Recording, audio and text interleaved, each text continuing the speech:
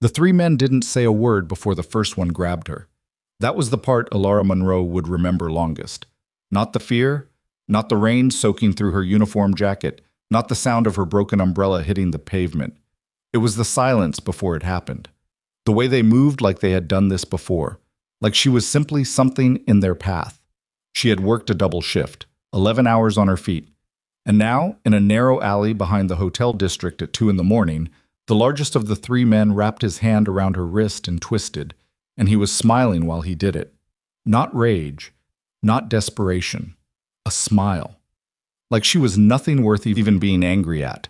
If you have ever walked home alone at night and felt the hair rise on the back of your neck, if you have ever realized in one cold second that no one knows where you are, then you already understand what Elara felt in that alley.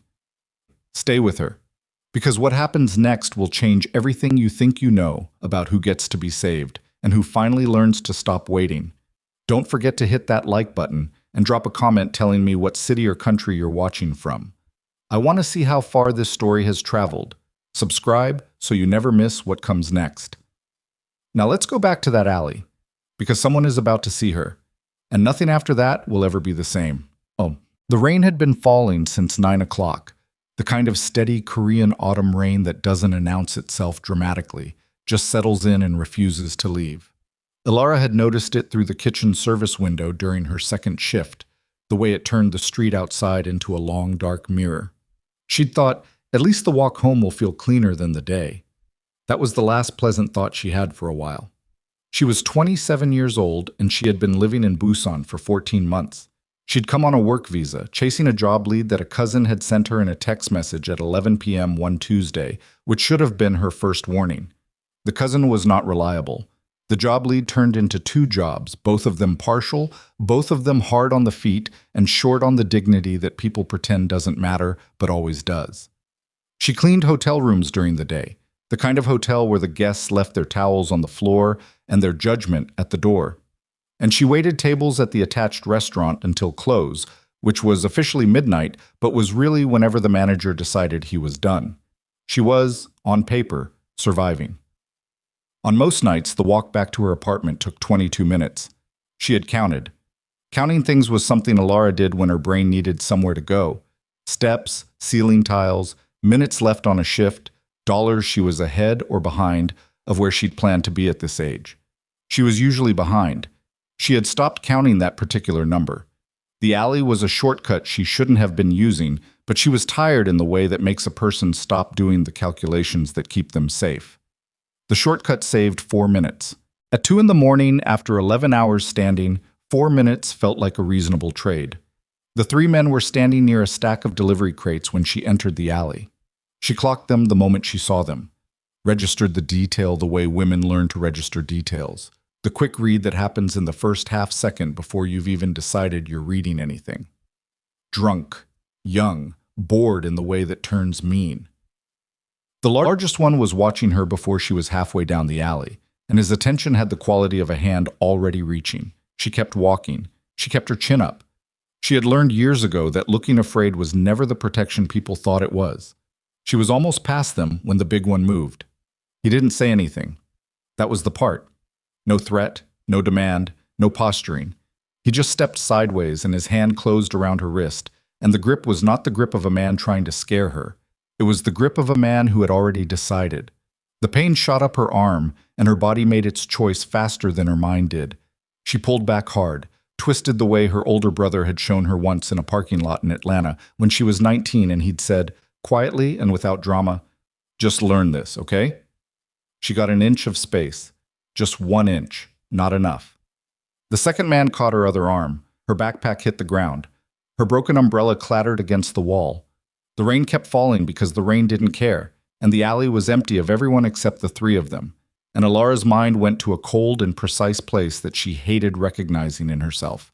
The place that said, you already knew nobody was coming. She had believed that her whole life, not as self-pity, not as drama, just as the steady documented truth of her 27 years on Earth. She was the middle child of 5 in a family in Atlanta, where the resources were always thin and the attention was always thinner. She was the quiet one, the responsible one, the one who handled things without being asked, and was therefore assumed to need nothing. Teachers remembered the ones who made noise. Employers promoted the ones who made noise. She had spent her life being the person who kept things running and was thanked with invisibility. And then there was the other thing. The thing her mother had said, sitting at the kitchen table 3 years ago, when Elara had told her about the diagnosis. The medical reality that meant she would not be able to have children, delivered by a doctor in a plain office with a box of tissues on the desk that she hadn't touched because she refused to cry until she got to her car. Her mother had sat very still and then said, "That's going to be hard for you to find a husband." Not, "I'm sorry." Not, "Are you okay?" Not, "This doesn't change anything about who you are," just the calculation. The spreadsheet of Elara's value, updated in real time, column adjusted. She had driven home from her mother's house in the rain that day too, she remembered. Maybe that was why rain always felt like something she was already in the middle of. The big man was saying something now. Korean she only half understood, the slurred version that came with too much to drink and not enough reason to be careful. She caught the shape of it, even if not all the words. His friends laughed. The second one tightened his grip on her arm. Elara made a decision in that alley that had nothing to do with bravery and everything to do with the fact that she simply could not make herself stop. She kicked. She used her elbow. She said something in English that wasn't polite. The big man's expression changed, not to anger, but to something colder, more interested, like a game had gotten more entertaining. And then she heard the car. The sound of it reached her before she saw the headlights. A low, expensive engine, the kind that doesn't announce itself loudly because it doesn't have to. The lights cut into the entrance of the alley, and a car door opened, and a man stepped out, and for a moment all she could see was the silhouette. Tall, dark coat, still. The kind of still that isn't peace. The kind that comes from being very certain that you are the most dangerous thing in any room you walk into. The three men saw him at the same moment. The change was immediate, not gradual, not a slow realization. One instant they were laughing, and the next instant they weren't.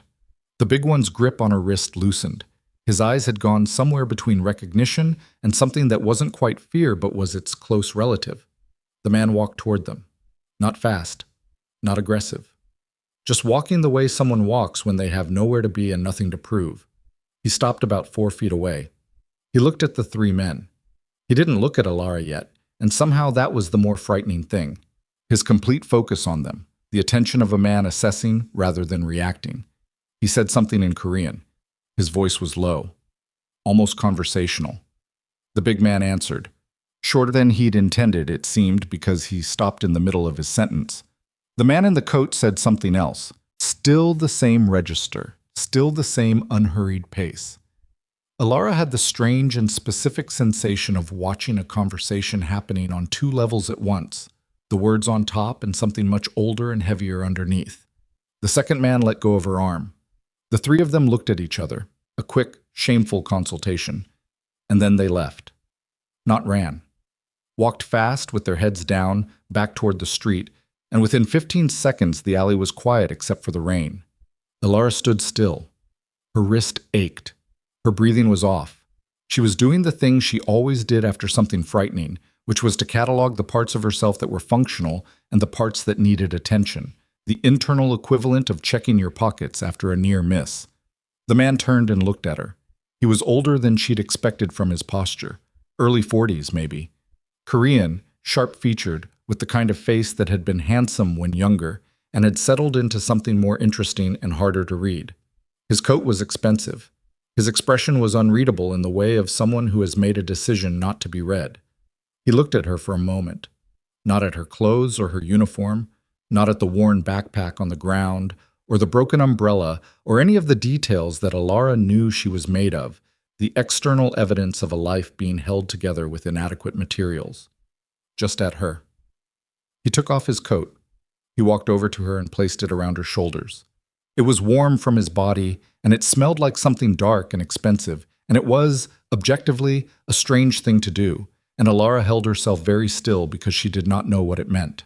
Then he said, in careful, slightly formal English, "Are you hurt?"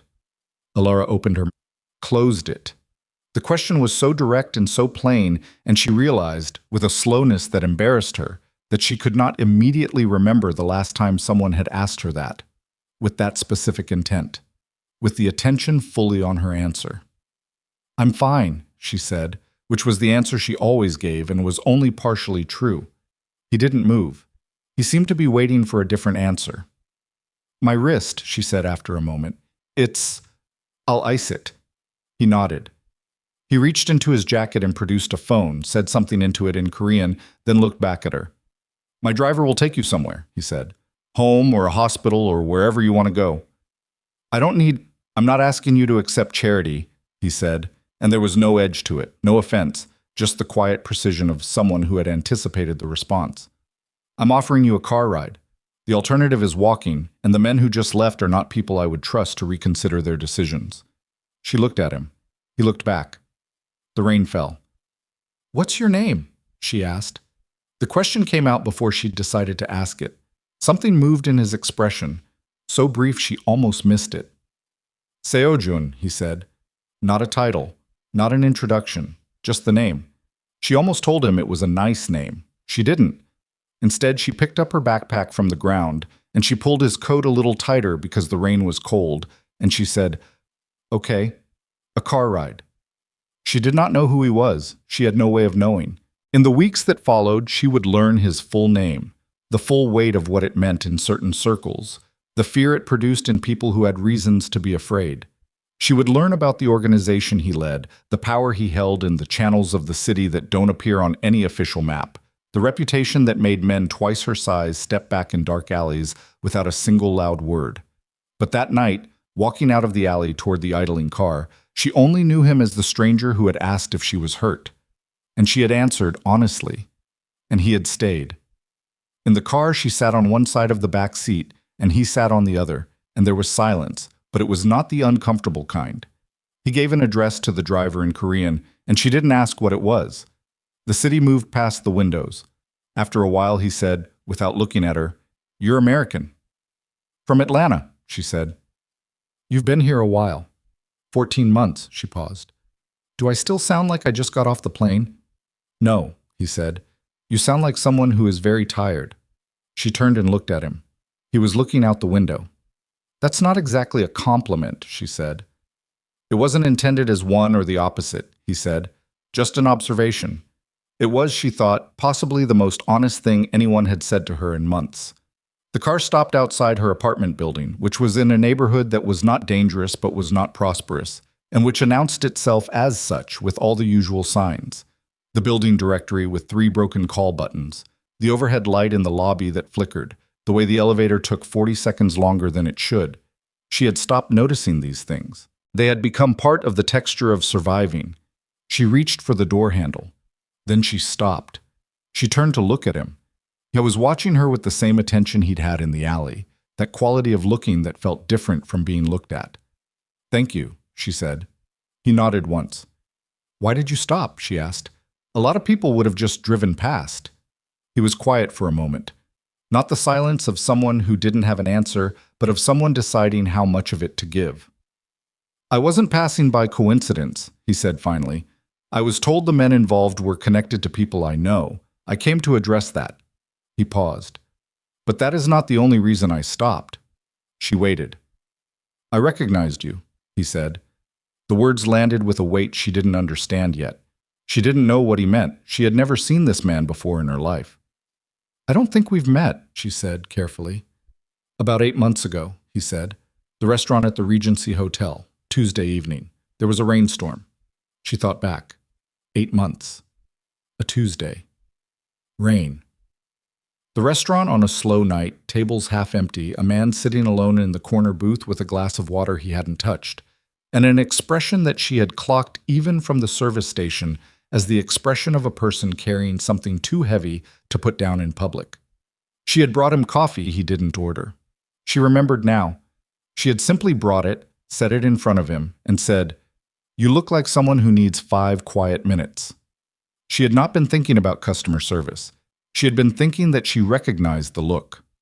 "That was you," she said. "That was me," he said. She didn't say anything. The moment had a specific weight to it, the feeling of something connecting that she hadn't known was disconnected. "You never came back to take my order," he said. "You left the coffee and moved on." You look like you didn't want to be bothered, she said. I didn't, he said, which was precisely why what you did was the right thing.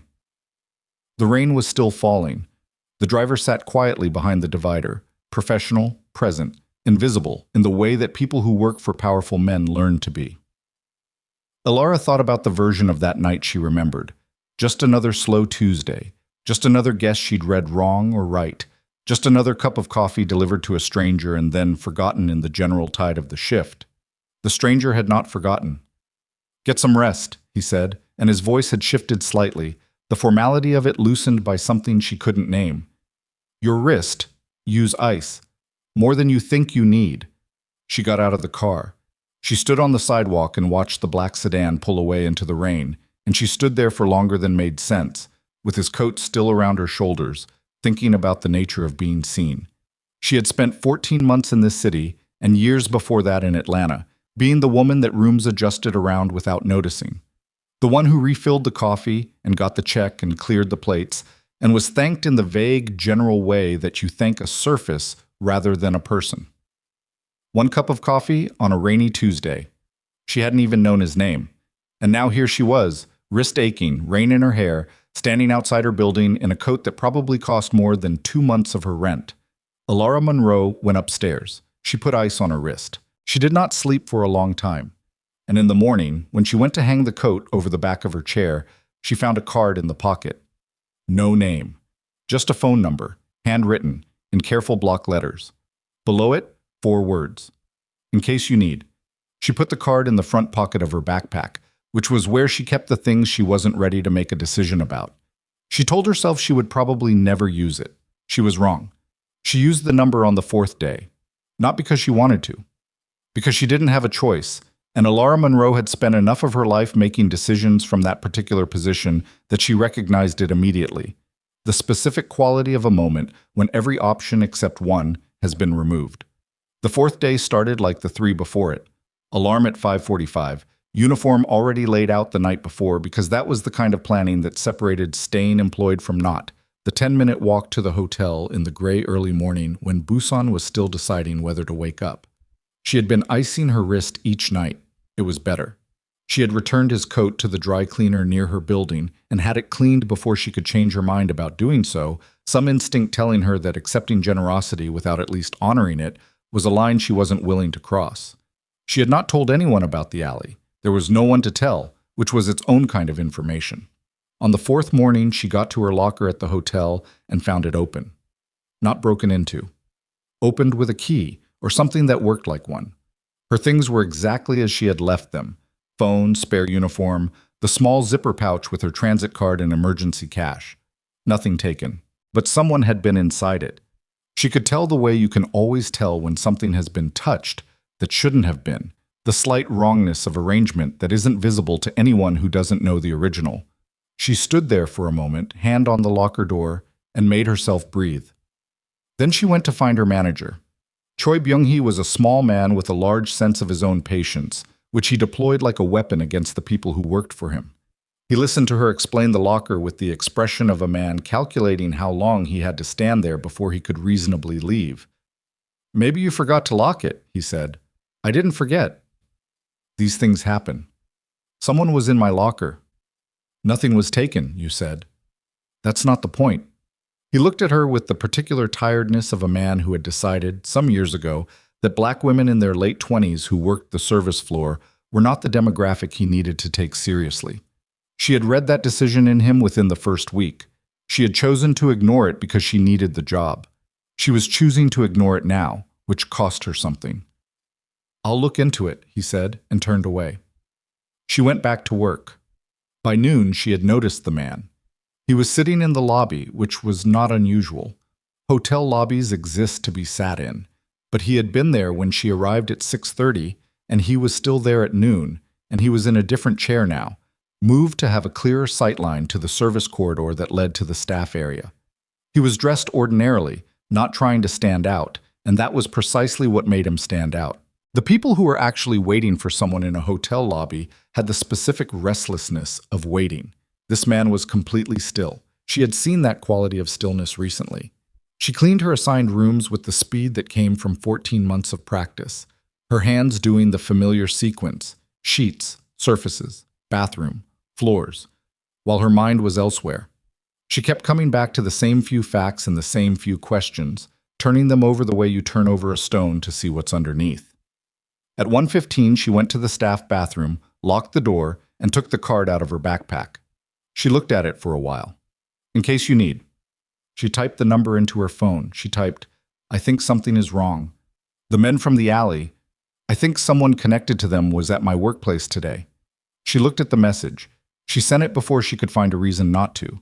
The response came in 4 minutes. "Where are you right now?" Not a question. The period at the end where a question mark should have been. She told him, "Don't leave through the front entrance. Staff exit on the south side. Someone will be there in 12 minutes. She stood in the bathroom with her phone in both hands and thought about what it meant to trust a stranger. She thought about the alternative, which was to walk out the front entrance and past the man in the lobby who had been watching the corridor since before sunrise. She left through the staff exit. The car was there in 11 minutes. Different driver, same quality of car, same quality of silence. He took her to an address in a part of the city she didn't know well, a district where the buildings were older and more serious, where the streets were quieter than they had any right to be in the middle of the day. Seojun was waiting in a room that was not an office, but had the organization of one: a long table, several chairs, a window with the blinds half closed against the afternoon. 2 men stood near the door whom she didn't look at directly because something told her not to. Seojun himself was standing when she came in, jacket off, the sleeves of his shirt rolled to the elbows, which was the first time she had seen him look like anything other than a man in complete control of his presentation. He looked at her wrist first, then her face. "Tell me exactly what you saw," he said. She told him. The locker, Choi Byung-hee's non-response, the man in the lobby, his position, the change in chairs, the quality of his stillness. She was precise. She had noticed more than she'd realized she was noticing, and the act of laying it out in order felt like releasing pressure from something that had been building since 6:30 that morning. He listened without interrupting. When she finished, he turned and said something in Korean to one of the men near the door. The man left immediately. Then Seojun looked back at her. "I should have moved faster," he said. It was not an apology in the traditional form. It was an accounting, directed inward, the brief and unsentimental kind. "The men from the alley. They work for someone who has reason to be interested in my movements. They saw you with me. That makes you relevant to them." "Relevant," she said. "It's the wrong word," he said. "They see you as a pressure point." "They don't know me. They know you exist," he said. "Right now, that's enough." She sat down without being invited to, not because she was comfortable, but because her legs wanted her to. He waited. She had the impression he was practiced at waiting. "What does that mean for me?" she said. "Practically, what does it mean?" "It means your apartment is no longer safe to return to tonight," he said. "I have work tomorrow morning." "You won't be going to work tomorrow morning." The flatness of it landed wrong. She felt something tighten in her chest. Not fear exactly, more like the specific frustration of someone watching their extremely limited margin of error being eroded by a situation they didn't ask to be in. "I can't just not go to work," she said. "I have rent." "I understand." "Do you?" She heard the edge in her own voice and didn't soften it. "Because I don't have a savings account with anything significant in it. I have 2 jobs and both of them require me to show up. I can't afford to disappear for however long you're suggesting." He didn't flinch and he didn't explain himself. He said, "I'll cover whatever you lose." "I'm not asking you to cover anything. I know." "I'm not some—" She stopped. "I don't know what this is. I don't know you. You bought me a car ride and gave me your coat, and now I'm in whatever this room is and you're telling me I can't go home." "That's accurate," he said. "That's not an answer." "What's the question?" She looked at him. He looked back. The room had the kind of silence that belongs to places where serious decisions are made, the weight of it collected in the walls over time. "Why is any of this your problem?" she said. "I'm a hotel cleaner. I'm nobody to you. Why not just let me handle it?" Something moved in his face. Brief, like weather. "You remember what you said to me," he said, 8 months ago, at the restaurant." "I remember." "After you left the coffee, I sat there for another hour," he said. "I had gone there to make a decision, an important one, the kind that has weight. He paused, not for effect, just finding the right words. What you said? That I looked like someone who needed 5 quiet minutes. It was the most accurate thing anyone had said to me in years. Not because it was kind, because it was just true, and you said it like it was obvious, and then you walked away and gave me the space. He stopped. I made a different decision that night than I would have made otherwise, he said. That matters to me. Elara held the silence for a moment. That's a lot of weight to put on a cup of coffee, she said. Yes, he said. It is. She exhaled slowly. I'm not good at this. At what? Accepting help. Being looked after. It makes me uncomfortable. She said it plainly, not as complaint, just as relevant information. I've been the one who handles things since I was about 12 years old. I don't have a lot of practice at being on the receiving end. I know, he said. You don't know anything about me. I know more than you think, he said, and there was nothing threatening in it. I had to assess whether the men from the alley knew who you were to me, which meant learning who you were. What I found, he paused again. You've been carrying a great deal alone for a very long time. Her throat did something she didn't authorize it to do. She pressed her jaw together. Don't, she said. I know what you're not doing, she said. I'm asking you not to anyway. He was quiet for a moment. Then he nodded once, as if he understood exactly what she meant, which was, she could hear the truth of her own life when she said it, but she could not hear it from outside yet, could not absorb sympathy from a stranger without it cracking something she needed to keep intact. Okay, he said. She looked at her hands. Her wrists still ached at the edge of things, the low warning signal of healing. Where would I stay? She asked. If not my apartment. My estate, he said. Outside Seoul. My children are there. The word landed differently than she expected. Children, she said. A daughter, 6 years old. A son. He's 15. He said it without preamble or softening. Their mother died 3 years ago. They are... He stopped. Chose. They're fine. They're good. But it's a full house and there are staff. You wouldn't be alone with me. She thought about what it meant that he told her that. The specific reassurance of it, what he understood she might need to hear. How long? She asked. Until I've resolved the problem. Which means what? It means what it means, he said, and this time there was something close to apology in it. I can't give you a number of days. I'm sorry for that. Outside, through the half-closed blinds, Busan was running its afternoon. Delivery trucks and pedestrians and the distant sound of someone's radio. The ordinary machinery of a city that didn't know and wouldn't care about the particular difficulty of this particular room. Elara thought about her apartment, the damp smell in the corner near the window that the landlord had never fixed, the 2 plants on the sill that she had kept alive through the same force of stubbornness she applied to most things, the small kitchen where she made her meals at odd hours and ate them standing because sitting down for a meal alone at a table felt too much like an acknowledgement of the solitude. She thought about the man in the hotel lobby, his chair change, his stillness. She thought about her mother at the kitchen table 3 years ago, the spreadsheet look, the recalculation. If I go with you, she said, I need something clear between us. Name it. I'm not a guest who needs managing, she said. I'll handle myself. I'll figure out how to be useful wherever I am. I don't sit still well and I don't like being watched over like I'm fragile. If something is happening that involves me, I want to know about it. Not a version of it, actually. He looked at her for a long moment. Agreed, he said. I'm serious. I know you are, he said. So am I. The drive to Seoul took 3 hours. She sat in the back of the car with a bag that contained 2 changes of clothes and her phone charger, which was the full inventory of what she had grabbed from the hotel before leaving. Seojun sat across from her in the wide rear seat and spent most of the drive on his phone, speaking in Korean in the low, controlled tones of a man conducting serious business through a device he treats like a tool rather than a habit. She watched the landscape change out the window. She did not sleep, although she was tired. Somewhere past Daejeon, he lowered his phone and said, without looking up, My daughter's name is Sora. She is shy with new people for about 10 minutes, and then she talks constantly. Okay, Elara said. My son is Minho. He will be suspicious of you. That seems fair. He is not trying to be hostile. He is trying to protect his family. He said it with the specific neutrality of someone describing a fact they find both reasonable and painful. He is 15. He has been trying to protect his family since he was 12. She heard what was underneath that. The age, the timing, the 3 years. I understand, she said. He looked out the window. Good, he said quietly, and went back to his phone.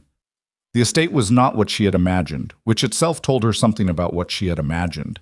The TV version of what a powerful man's home looked like, all cold lines and display. This was something older and more private. Stone walls, trees that had been there for decades.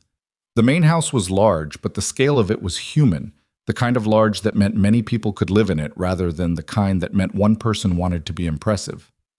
Sora was in the entrance hall.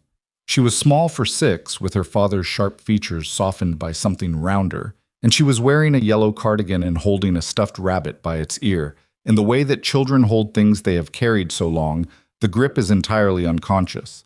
She looked at Elara the way children look at new people, not unkindly, but with the full unfiltered assessment that adults learn to hide. Seojun said something to her in Korean, crouching briefly to her level. She listened. She looked at Elara again. Then she said, in English that was careful and proud of itself, "Hello, I am Sora." "Hi, Sora," Elara said. "I'm Elara, that's a great rabbit." Sora looked at the rabbit, then back at Elara. "His name is Bori," she said. "He is very tired today." "That happens," Elara said seriously. Sora considered this. Something in her small face settled, some initial calculation resolved. She nodded once in a way that was unexpectedly formal, and then turned and walked away down the hallway, rabbit swinging. Seojun stood back up. His expression had changed in the 60 seconds of that exchange, something in it softer by a degree he probably didn't realize. Minho was not in the entrance hall. She met him that evening at dinner, in the dining room where a staff member named Jia had set places at a table large enough for 6, with the quiet precision of someone who understood that the table itself was a form of communication.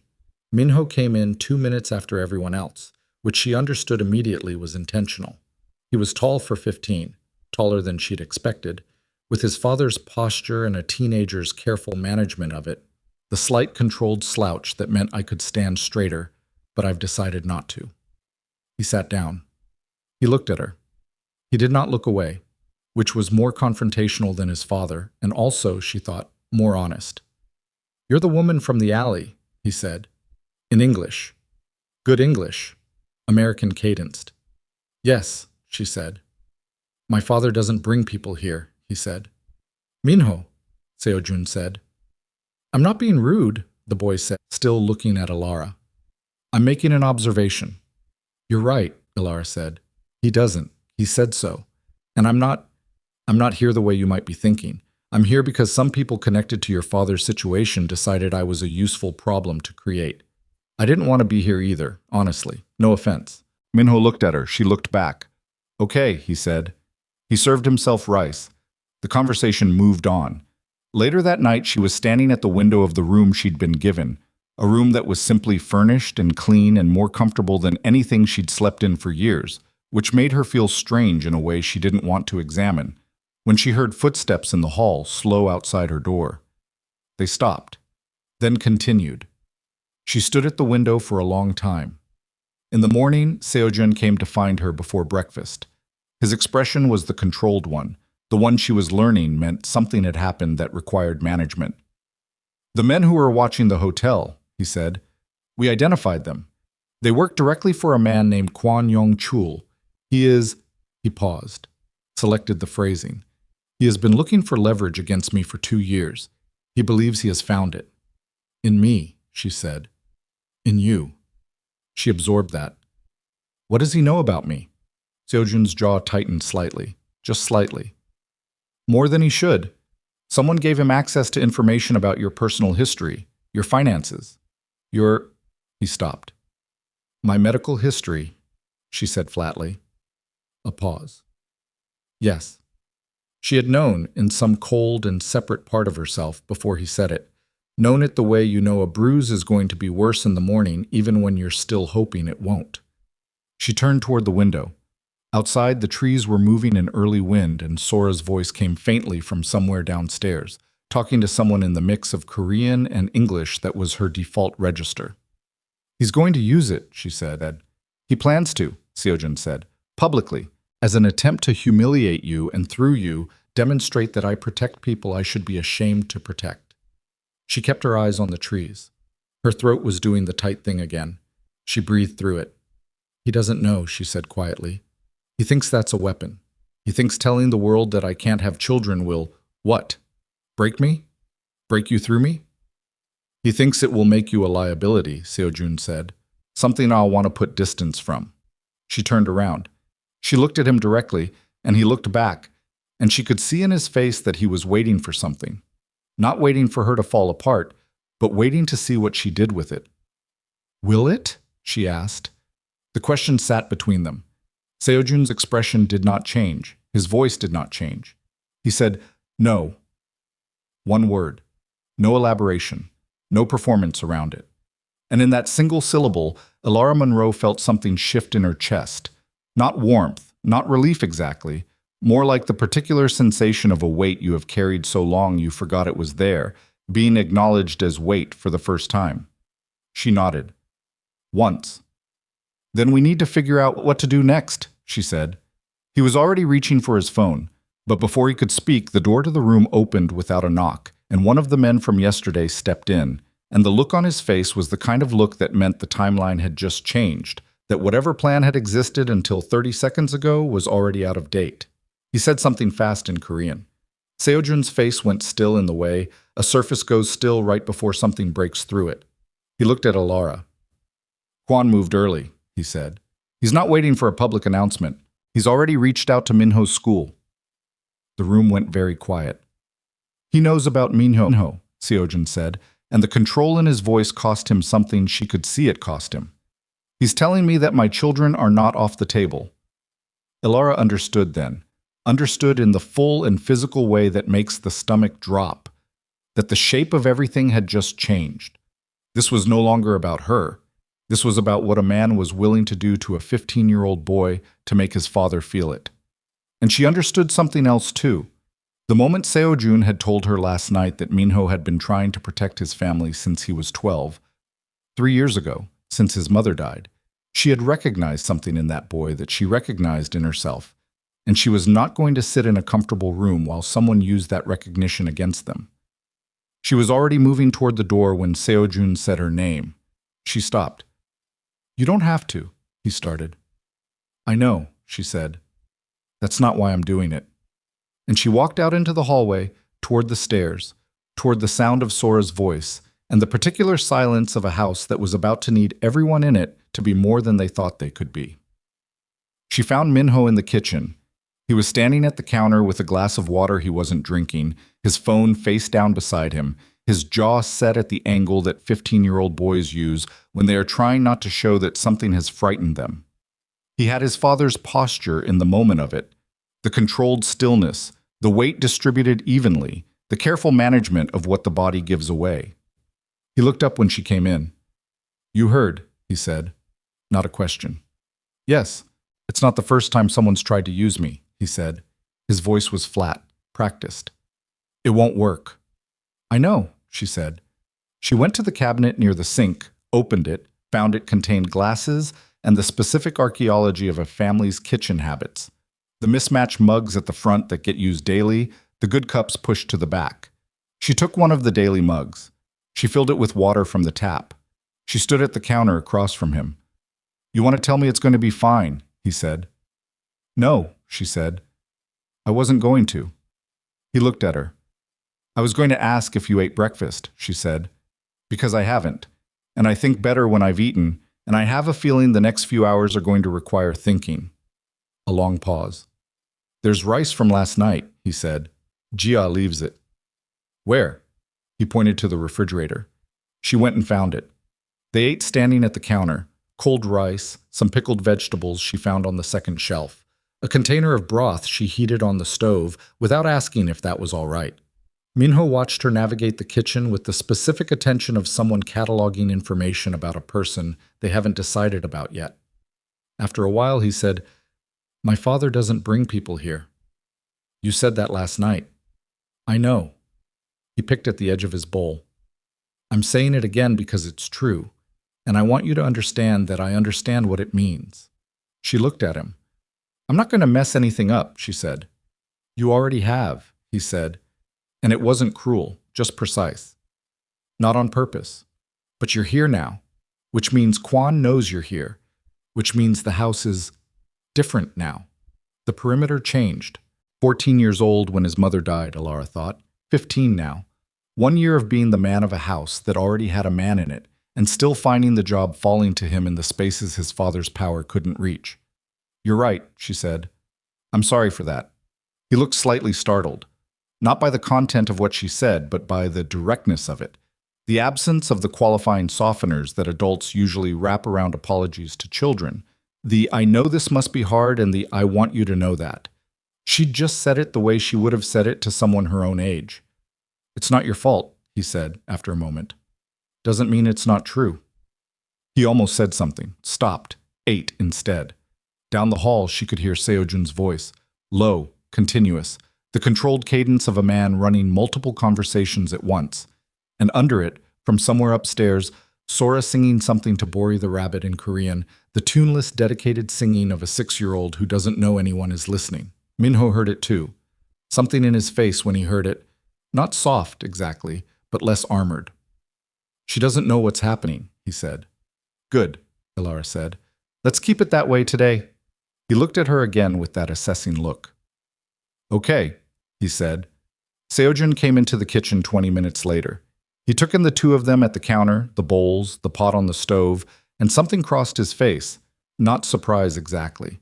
More like a quick recalculation, a note being added to an internal document. We need to talk, he said to Elara. I know. He looked at Minho. Something passed between them. The specific compressed language of fathers and sons who have needed to communicate efficiently across difficult years. Minho picked up his bowl and left the kitchen without being asked. Seojun waited until his footsteps reached the stairs. Kwan has already made contact with 3 journalists, he said.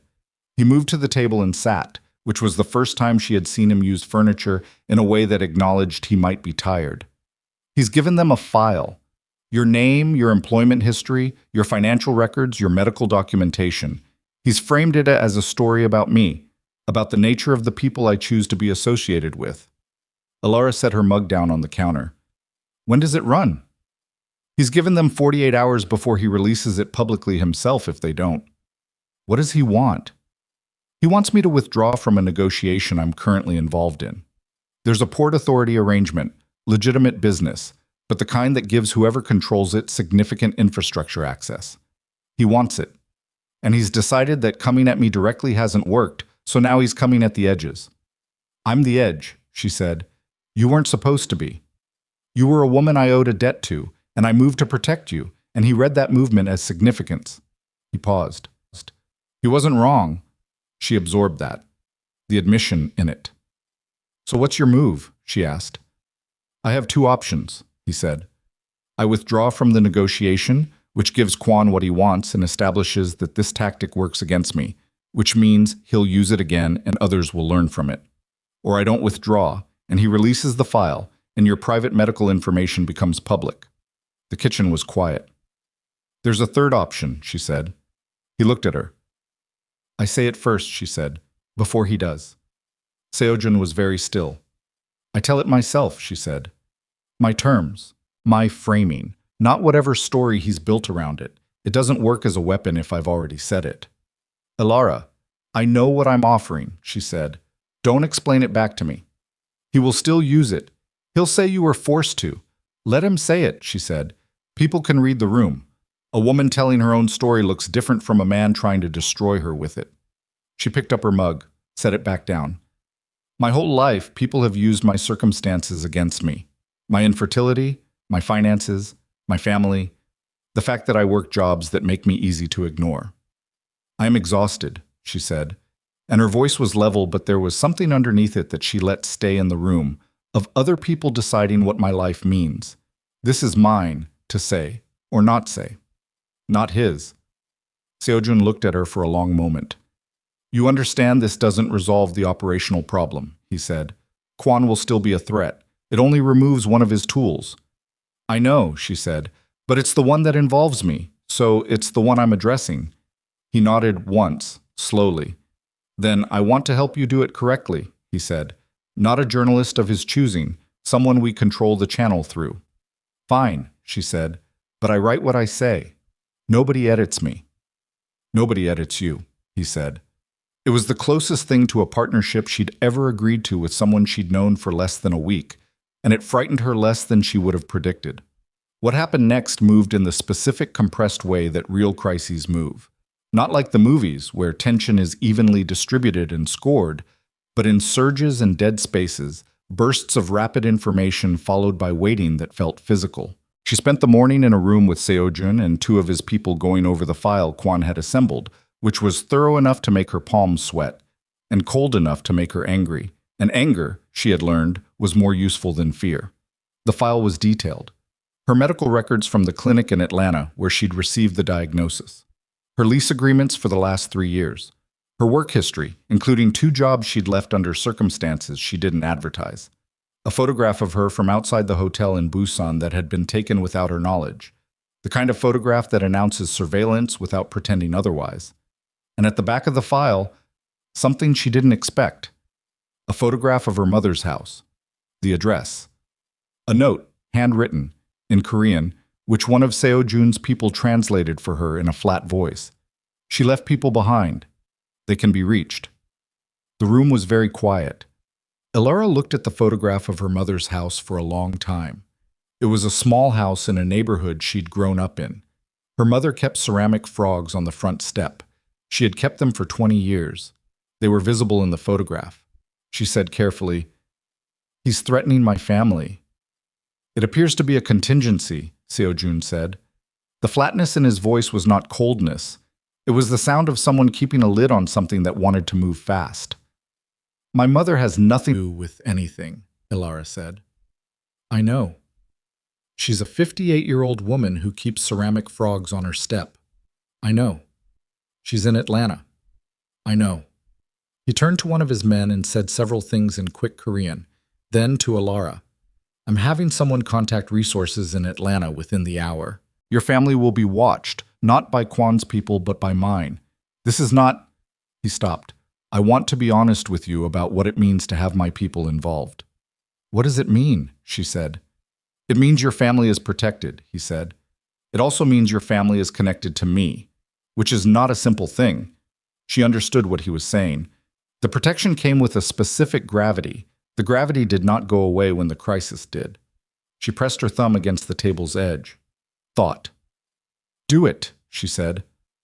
"I'll figure out the rest later." He nodded, and the instruction was relayed. It was the first decision she made that she couldn't take back. The afternoon moved. Sora found her at some point and attached herself with the particular efficiency of a 6-year-old who has identified a new person and decided they are interesting. She showed Elara Bori's various accessories, which were extensive. She explained in great detail that Bori preferred sleeping on his left side, that he did not like loud noises, and that he had once been lost for 2 days behind the dryer, and that this had been very serious. Elara listened to all of it. She asked questions about Bori that Sora clearly considered thoughtful and appropriate. The normalcy of the conversation was almost unbearable, and also the only thing in the last few hours that felt like oxygen. When Sora had gone back upstairs, Elara sat for a moment in the small sitting room where they'd been talking and put her face in her hands. Not crying, just pressing her palms against her eyes in the way that compresses something that needs compressing. She heard footsteps. Not Seo-jun's, lighter. She lowered her hands. Minho was in the doorway. He had the look of someone who had been in the hallway for a moment before deciding to come in. "Sora likes you," he said. "She's easy to like back," Elara said. He leaned against the doorframe, crossed his arms, not defensively, just comfortable with his own body in the way of tall people. "My dad told me what you said, about saying it yourself first. He shouldn't have told you." "He tells me things," Minho said. "He started after my mom died. He said he didn't want me to be surprised by the world anymore." That landed somewhere specific in her. "That's a heavy thing to put on a 12-year-old, she said quietly. "He didn't put it on me," Minho said, and there was no defensiveness in it. I was already carrying it. He just started talking to me about what it actually weighed. She looked at the boy in the doorway with his controlled posture and his father's careful eyes, and she thought that she had spent her whole life being invisible to the room she was in, and this 15-year-old had seen more of what was real in the last 12 hours than most adults would bother to notice. For what it's worth, he said, what you said about telling it yourself, that's the right call. You think so? My mom was sick for a long time before she died, he said. People kept softening things, managing how we knew things. And then things happened and we hadn't known them, and the not knowing was worse than the thing would have been. He paused. Kwan wants the story to be his. You're taking it back. That's smart, and it's right. She didn't say anything.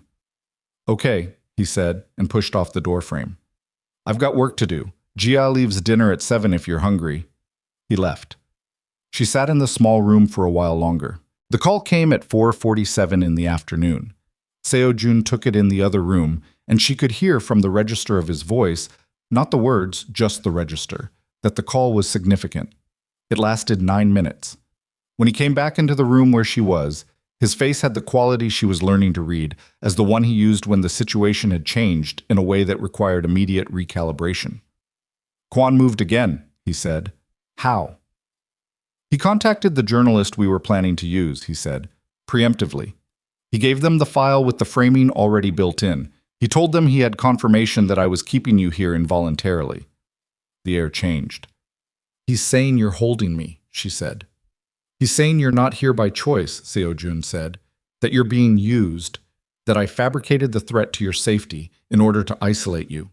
She stood up. She stopped. Let the anger sit for a second before she spoke through it. He's turning it into something completely different. He's not going after my medical history anymore. He's going after you as a man who uses women, Seo-jun said. Flat, hard. The room was very quiet. Who gave him our journalist contact, she said. Seo-jun's jaw tightened. That is what I am currently trying to determine. Someone in this house, she said. He didn't answer immediately.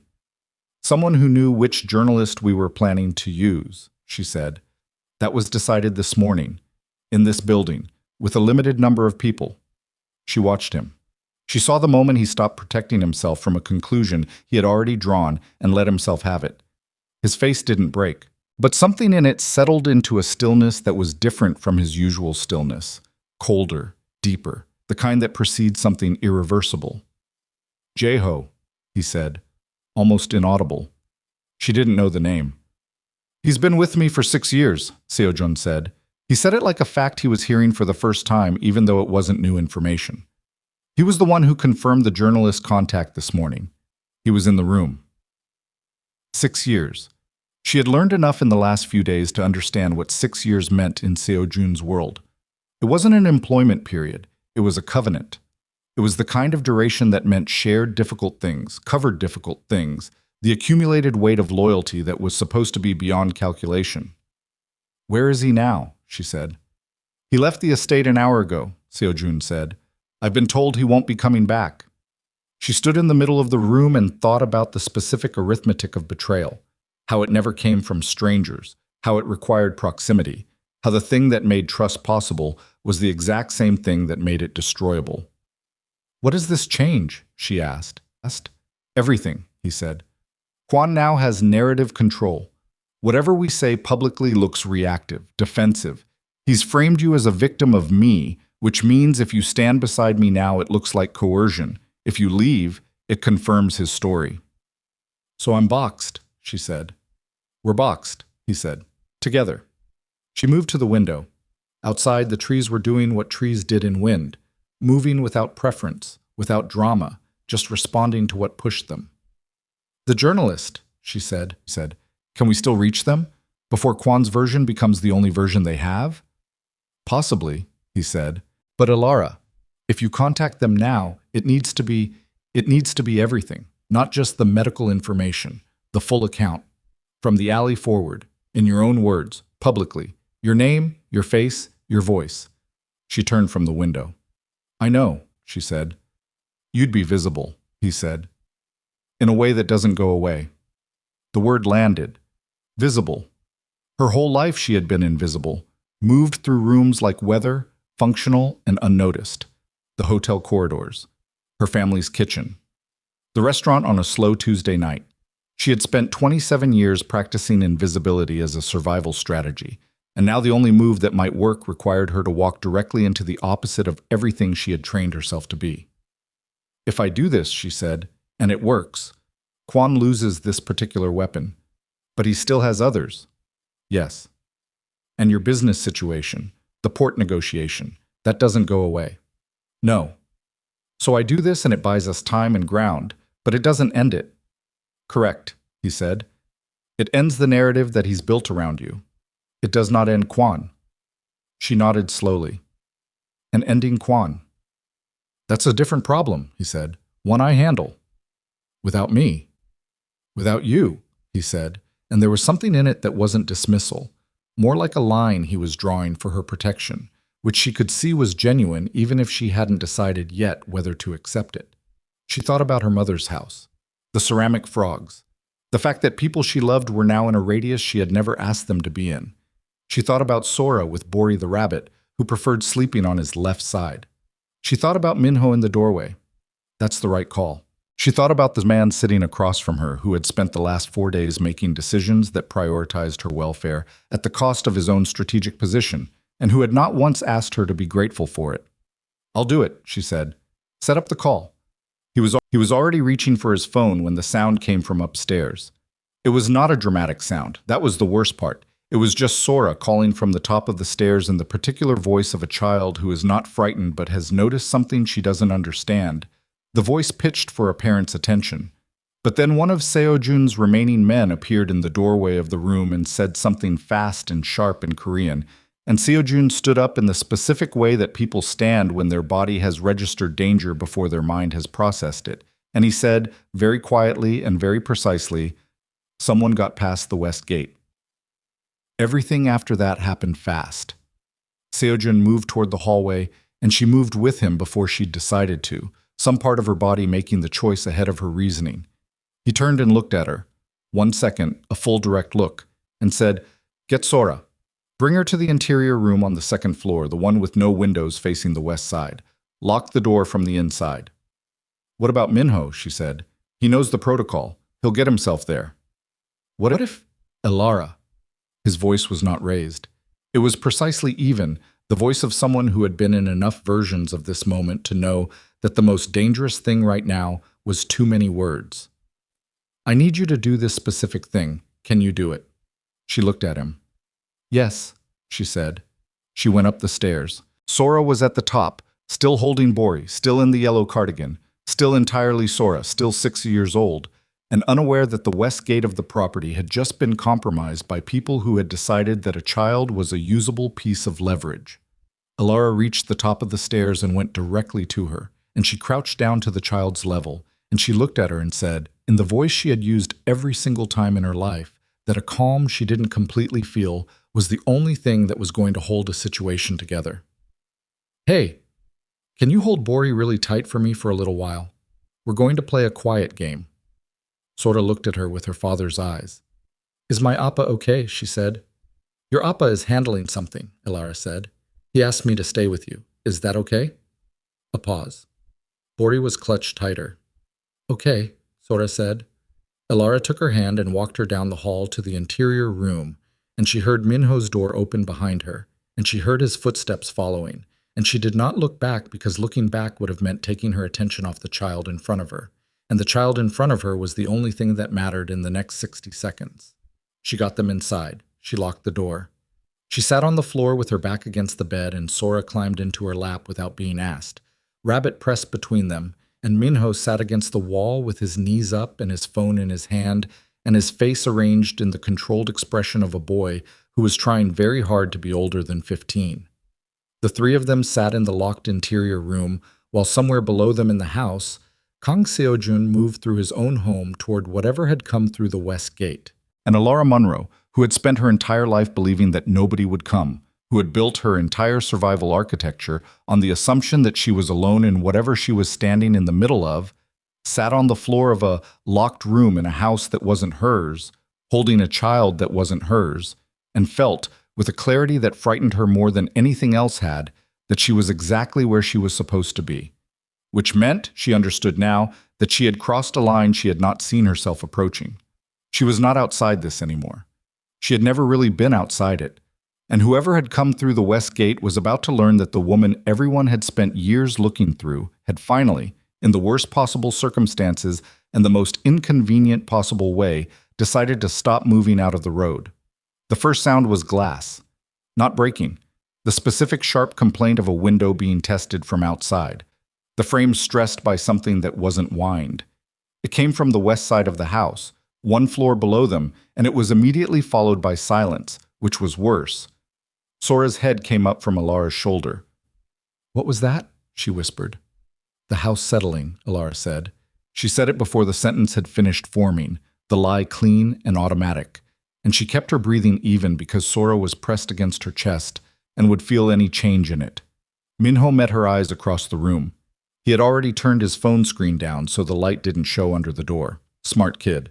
She held Sora tighter and pressed her back against the bed frame and did not think about Seojun, who was somewhere below them in the dark house, because thinking about him right now used resources she couldn't spare. She had divided herself into two people in the last 3 minutes, the one who was holding a 6-year-old and the one who was listening to every sound the house made, cataloging, assessing, measuring. The second sound was a voice, male, Korean, coming from the ground floor. Not Seojun's voice. Sharper. Higher with adrenaline or authority, she couldn't tell which. One of Seojun's men responding, she thought. Then another voice, and the quality of it was different. The specific flatness of someone issuing an instruction they expect to be obeyed. Then nothing for 40 seconds. Then feet on the stairs. Elara's whole body went cold in the deliberate way that cold is a choice. The decision to use fear as information rather than let it use her. She counted the footsteps. One person. Moving with purpose but not rushing, which was the more frightening option. Rushed meant reactive. Deliberate meant prepared. The footsteps stopped outside a door down the hall. Not theirs. She heard a door open, heard brief movement, heard it close. Moving room to room, looking for something. She looked at Minho. He was already looking at her. She moved her hand slowly, palm down, in the gesture that meant stay, which she had no right to expect him to understand, but which he read immediately and held. The footsteps came closer. Sora's hand tightened in Elara's shirt. She was not asleep. She was doing what small children do when they have been told to be still, being perfectly, unnaturally still. The obedience of a child who understands enough to know that understanding more would be worse. The footsteps stopped outside their door. Elara looked at the lock. Interior lock, thumb turn, solid enough. The door was heavy. Old house, heavy doors, the kind that weren't made the same way anymore. A beat. 2. Then the footsteps moved on. She did not exhale visibly. She let it out through her nose, slow, controlled, the mechanical management of a body that wanted to shake. From downstairs, a different sound. Impact, the thick sound of a physical confrontation, someone going down hard against something solid. Then another impact. Then a voice she recognized. Seojun. Not what he said. She couldn't make out the words, but the register of it. Controlled. Precise. The voice of a man who was in a fight and had not yet lost it. Minho's jaw tightened. She looked at him and shook her head, one sharp movement. He looked back at her, and the war in his face was visible. The 15-year-old and the boy who had been trying to protect his family since he was 12, fighting each other in real time. She held his gaze. She didn't beg him. She just looked at him, and she let him see that she understood exactly what it cost him to stay in this room. He stayed. 3 minutes passed, or 20, she couldn't have said. Time had the specific elasticity of crisis. Certain moments stretched to the point of transparency. Others collapsed into nothing. Then Seojun's voice, louder, from the bottom of the stairs. "It's clear." 2 words. That was all. Minho was on his feet before the second word finished. Elara unwound Sora carefully, smoothly, the practiced motion of someone managing a child's body without waking alarm in it, and she set her on the bed. "Stay here 1 more minute," she said to Sora. "Minho's going to check on your appa." "Is appa hurt?" Sora said. He said it's clear, Elara said. That means he's okay. Sora looked at Bori, then at Elara. The calculation of a 6-year-old who was smarter than the adults in her life consistently remembered. 1 minute, Sora said. 1 minute, Elara confirmed. She and Minho went into the hall. Seojun was at the bottom of the stairs. He was standing, which was the first thing she checked, the one data point she needed before she could process anything else.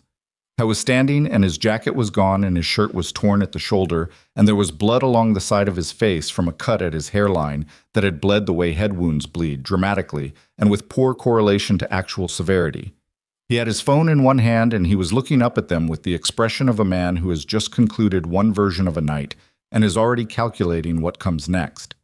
Minho went down the stairs fast, stopped 2 steps above his father, and looked at him the way the son of a powerful man looks at his father in the aftermath of something. All the fear he couldn't afford to show during, compressed into a single look. Seojun reached up and gripped his son's shoulder. Brief. Hard. The grip said everything neither of them would say out loud. I'm fine, Seojun said. You're bleeding, Minho said. Head wounds look worse than they are. I know that. You're still bleeding. Seojun released his shoulder and looked past him at Elara. 3 men, he said. Kwon sent them ahead of any announcement. I wasn't waiting. To do what? She said. To take you, Seojun said. Not harm. Take. Bring you somewhere in front of cameras. The public proof that you were here against your will. The architecture of it was elegant in the way that truly vicious plans sometimes were. No violence that could be prosecuted. Just a woman, visibly removed from a property, visibly distressed, handed directly to the narrative Kwon had already built. Where are they now? She said. 2 of my people have them, he said. The 3rd got out through the west gate before we could close it. The 3rd is going back to Kwon. Yes. She came down the stairs. She stood at the bottom and looked at him directly. The blood on his face was drying at the edge. His breathing was slightly elevated, the residue of physical effort, the body still cycling down from what it had just asked of it. Sit down, she said. I'm not suggesting it because you need it, she said. I'm suggesting it because I need 30 seconds to think.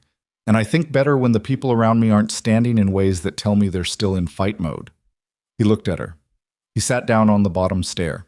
She put her hands on the back of her own neck and stood in the entrance hall of the house and thought, in the specific disciplined way she'd learned to think when the situation was moving faster than comfort allowed. The 3rd man was gone. Kwon would know the extraction attempt had failed. He had 2 remaining moves, release the file immediately or escalate physically. The file was guaranteed damage. Physical escalation carried legal exposure he'd been avoiding, so the file was coming, and it was coming tonight. He's going to release it now, she said. Tonight, before we can get ahead of it. Yes, Seojun said. Then we have a window, she said. A small one. She looked at him. He looked back up at her from the bottom stair, blood drying on his face, shirt torn, and the specific expression of a man who was listening without reservation. Call the journalist, she said. Right now. I'll talk to them on record tonight, in the next hour. We still have time to be first. The framing Kwon built, I don't care about his framing, she said. He can build what he wants.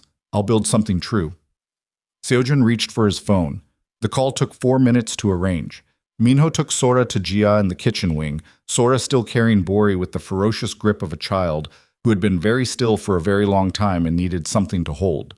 Seojun's remaining man, a quiet person named Hyun who had been with him for 3 years and who had, Elara noted, a bruised jaw that suggested he'd been part of whatever happened in the ground floor, cleaned and dressed the cut at Seojun's hairline with the practiced efficiency of someone who had done it before. Elara used those 4 minutes to sit alone at the dining room table with her hands flat on the wood and say to herself silently, in the voice she used only in the most private interior space, You have done harder things than this. You have been more alone than this. You have had less reason to continue and continued. She didn't know if that was true. It didn't matter. She said it until it felt solid enough to stand on. The journalist's name was Park Eun-ji. She was 34, worked for a digital outlet that Seojun's people had used before, and trusted for reasons Elara didn't fully understand but chose to accept. She came on the call with the efficient energy of a professional who had been woken by something she recognized as significant, and had made the rapid calculation to be awake and sharp rather than slow and cautious. They spoke in English at Elara's insistence. She needed every word to be precisely her own. "Tell me how you want to do this," Unji said. She was direct. No performative sympathy.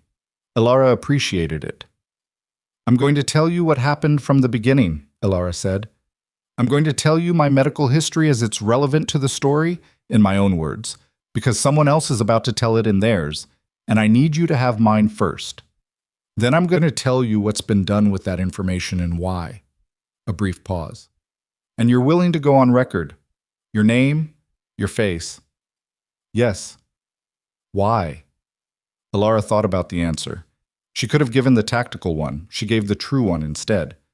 "Because I spent my whole life being a story other people told about me," she said. "I'm done with that." Park Eunji was quiet for exactly 1 second. "Okay," she said. "Start from the beginning." Elara talked for 40 minutes. She did not perform it. She did not manage it into palatability. She said what happened in the alley, what happened in the following days, what was in the file, what it meant to her, what it had always meant to her, and what it did not mean regardless of how someone chose to weaponize it. She said the word infertility without softening it. She said the word invisible without dramatizing it. She said Kwon Young-chul's name clearly and with complete specificity about his actions. Seojun sat across the table from her for all of it. He did not interrupt. He did not advise. He sat with the particular stillness of someone who understood that this was not his moment to be in, and who stayed anyway, which was its own kind of thing.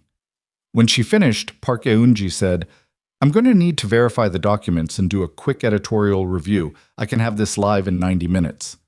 "Make it 60, Elara said. "He's moving tonight." A pause. "I'll try for 60. The call ended. Elara set down the phone and looked at the table. Seojun said, "You didn't tell me you were going to name him directly." "You didn't ask." "Naming him directly changes his options," he said. "He can't ignore a public accusation. He'll have to respond." "I know," she said. "It could accelerate things." "Seojun." She looked at him. "He already sent 3 men to your house tonight. There's no slower version of this." He held her gaze. "You're right," he said. "I know." The silence between them had a different quality from earlier silences. Something had shifted in the last 40 minutes, some arrangement of space between two people who had started as strangers and had been compressed, by circumstances that neither of them would have chosen, into something that required a different word. "How's your head?" she said. "Worse than it was 20 minutes ago," he said, with the particular honesty of a man who has stopped managing his presentation for the night. "Hyun can look at it again." "Hyun is not a doctor." "Neither am I, but I've cleaned up enough scrapes to know when something needs more than a bandage." He looked at her. Something in his face was tired in a way she hadn't seen before. Not the fatigue of effort, but the deeper kind, the kind that comes from carrying something for a long time without being able to put it down.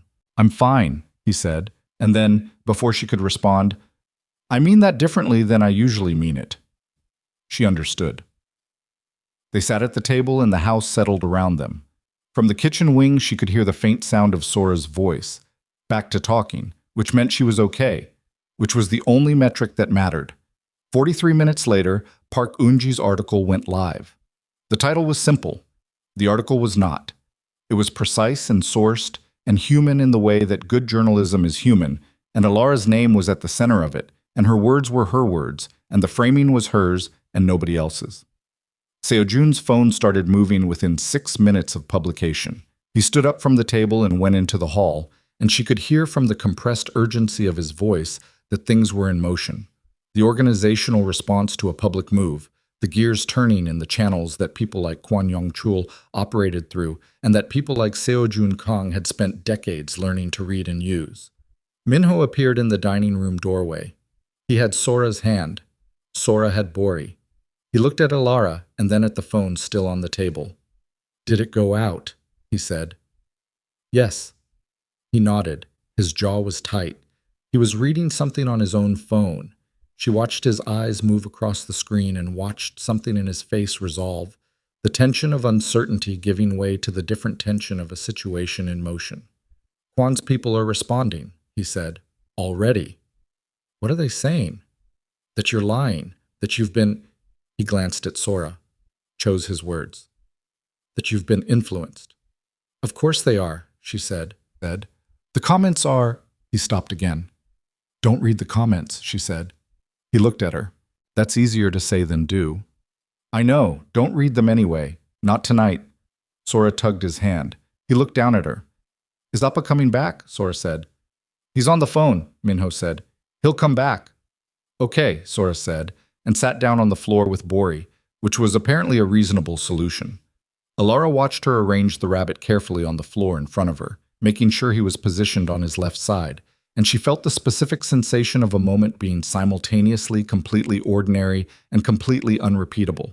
A child arranging a stuffed rabbit on a dining room floor at 1 a.m. in the middle of a night that had contained men coming through a west gate and blood on a man's face, and 40 minutes of speaking the most private facts of her life into a phone.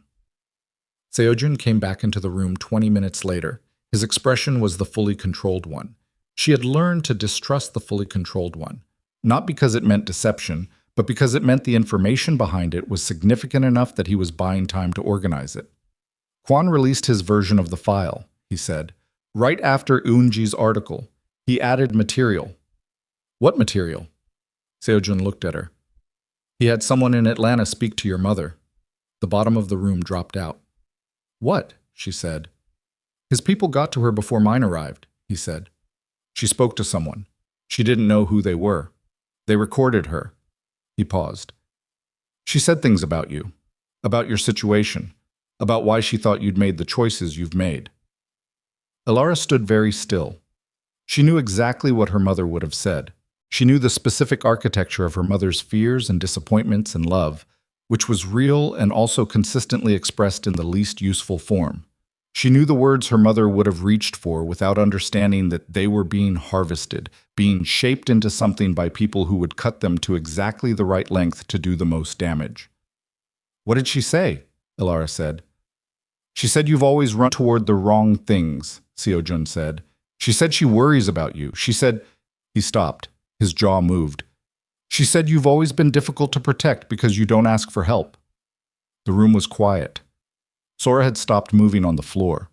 Minho was not looking at his phone. Elara's throat was doing the thing it did. She pressed her back teeth together. My mother didn't know, she said. Her voice was even. It cost her. No, Seojun said. She didn't. She was trying to talk about me the way she always does, Elara said. She wasn't trying to hurt me. I know. Kwon is going to make it look like... Yes, Seojun said. He is. She moved to the window. The night outside was deep and the trees were still.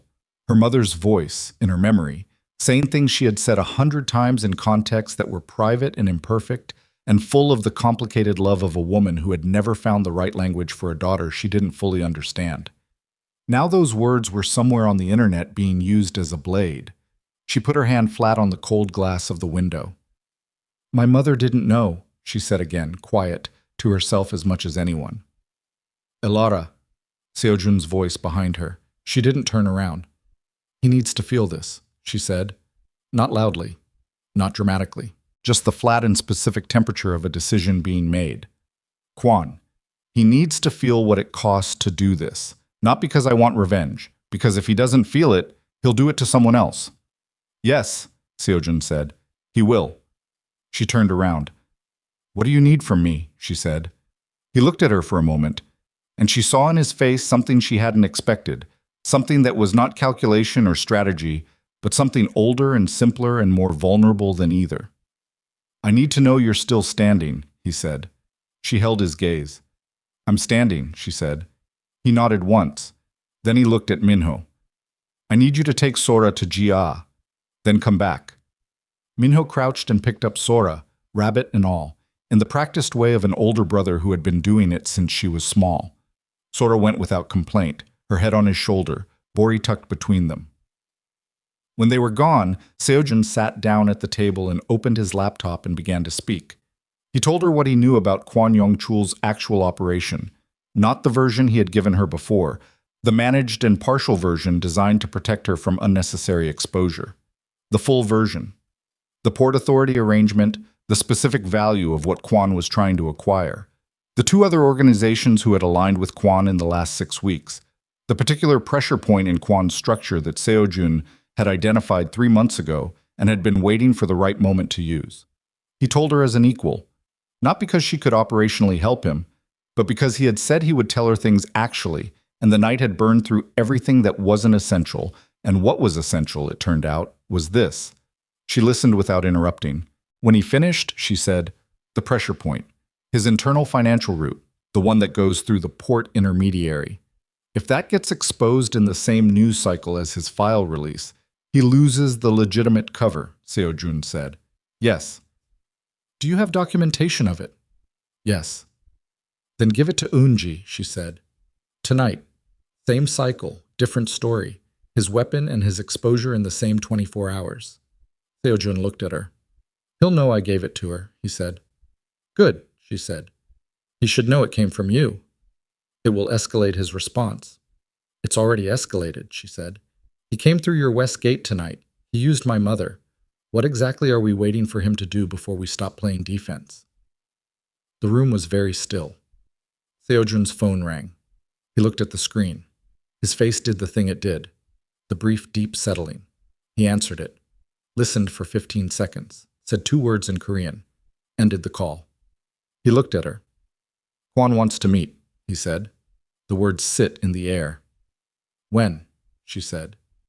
Tomorrow morning. He's named a location. Public enough to feel safe. Private enough to be useful. Does he know I'm here? He knows everything, Seojun said. That's been established. Then he's asking for a meeting knowing I'm here, she said, which means the meeting isn't just with you. Seojun was quiet for a moment. He wants to see you, he said. He wants to make an assessment, whether you're what he's been told you are. What has he been told? Seojun looked at her steadily. That you're becoming a problem he didn't calculate for. Outside, somewhere in the distance, a sound that might have been traffic or wind, or the city running its machinery at 2 a.m. without caring what the people inside of it were deciding. Elara looked at the man across the table from her. The blood dried at his hairline, the torn shirt, the eyes that had not looked away from her face in the last 2 minutes. She thought about the alley, the broken umbrella on the pavement, the 3 men and the silence before them. She thought about standing in a bathroom at the hotel with a phone in both hands, deciding whether to send a text. She thought about her mother's voice being cut to the right length to do damage. She thought about a 6-year-old positioning a rabbit carefully on its left side on a dining room floor at 1 a.m. She said, "Tell him yes." And Seojun reached for the phone, and outside the window the night was deepest just before the shift came, and somewhere in the house Sora was finally, blessedly asleep, and the morning that was coming was going to require every version of herself that Elara Monroe had ever had to become, all of them at once, in a room with a man who had spent years being certain that people like her. The morning came in gray and cold, the way mornings do after nights that have taken something from you. Elara was awake before the house was. She had slept 3 hours on the couch in the sitting room, not because she couldn't find her bed, but because the sitting room had a window that faced the driveway, and she had wanted, without admitting it to herself, to be in a position to hear if something came up that drive before dawn. Nothing had. The drive was empty and the trees were still and the light came slowly, the way light does in autumn, reluctant and thin. She was on her second cup of tea when Seojun came downstairs. He had changed his shirt.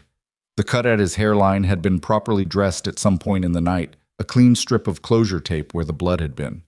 He moved with the careful deliberateness of someone whose body had logged last night's events and was presenting the invoice. He saw her at the window. He came to the kitchen and poured his own coffee and came to stand near her without filling the silence. They stood there for a moment. The house was quiet above them. "What time?" she said. 9 o'clock. The location is a restaurant in Mapo. He chose it. A restaurant, she said. Public, visible. He wants witnesses to whatever version he's constructed. He drank his coffee. It's also the kind of place where nothing physical happens. Too many eyes. So it's a conversation. It's a performance, he said. He'll want to see whether I come alone, whether I bring you, whether you're what Jae-ho told him you are, or whether that was exaggerated. What did Jae-ho tell him? Seojun was quiet for a moment. that you were changing the calculation, that you were not what he expected when he identified you as leverage. He paused. Jeho was observant. It was what made him useful for 6 years. The betrayal was still there in his voice, under the control of it. Not loud. Just there. The way a fracture is there in a bone even after it's been set, present in the structure, informing every movement around it. "Do I come?" she said. "That's what I've been thinking about since 3 in the morning," he said. "And if you come, he gets to look at you. He gets to make his assessment and adjust his approach accordingly. That's information flowing to him. And if I don't come, then he spends the meeting trying to understand why you're absent, whether it's strategy or fear. He second-guesses everything I say because he's looking for you in it." He set down his cup. "I don't know which is better. I've turned it over enough times that both options look the same to me now, which means I've been thinking about it wrong." She looked at him. "What's the version where we stop trying to predict what he wants and do what's actually true?" He looked back at her. "The true version," she said, "is that I am not going to sit in this house while you go to a meeting that is partly about me. That is what's true. The strategy around it can be whatever it needs to be." Seojun was quiet. "That's not a small thing," he said, walking into a room with Kwon. "I know. He will say things designed to Seojun." She said his name the way she'd learned to say it, without softening the edges. "I talked about my uterus to a journalist last night, in detail, on record. I think I can handle a man in a restaurant." Something moved through his face, not quite a smile, but the shadow of one, brief and real, and not at all managed. "Okay," he said. She showered and changed into the last clean clothes she had, dark pants, a white shirt, the kind of outfit that communicated nothing except that she was not trying to communicate anything. She stood at the mirror in the bathroom for a moment and looked at herself with the deliberate honesty of someone taking inventory before something important. The face that looked back was tired. The eyes were clear. She had spent 27 years being invisible in mirrors too. Not literally, but in the way that people who are never looked at stop being able to see themselves. She looked now. She was here. She was standing. That would have to be enough. Minho was in the hallway when she came out. He was dressed, which meant he had decided something without asking permission for it. He had his father's jacket, his own jacket, a dark thing that made him look closer to 20 than 15, and he was standing with his hands in his pockets in the careful way of someone who has prepared for the argument they're expecting. "No," she said. "I wasn't. You were going to say you're coming." He looked at her. "My father hasn't told me not to. I'm telling you not to." "You don't—" He stopped. His jaw moved. "You're not—" "I know what I'm not," she said.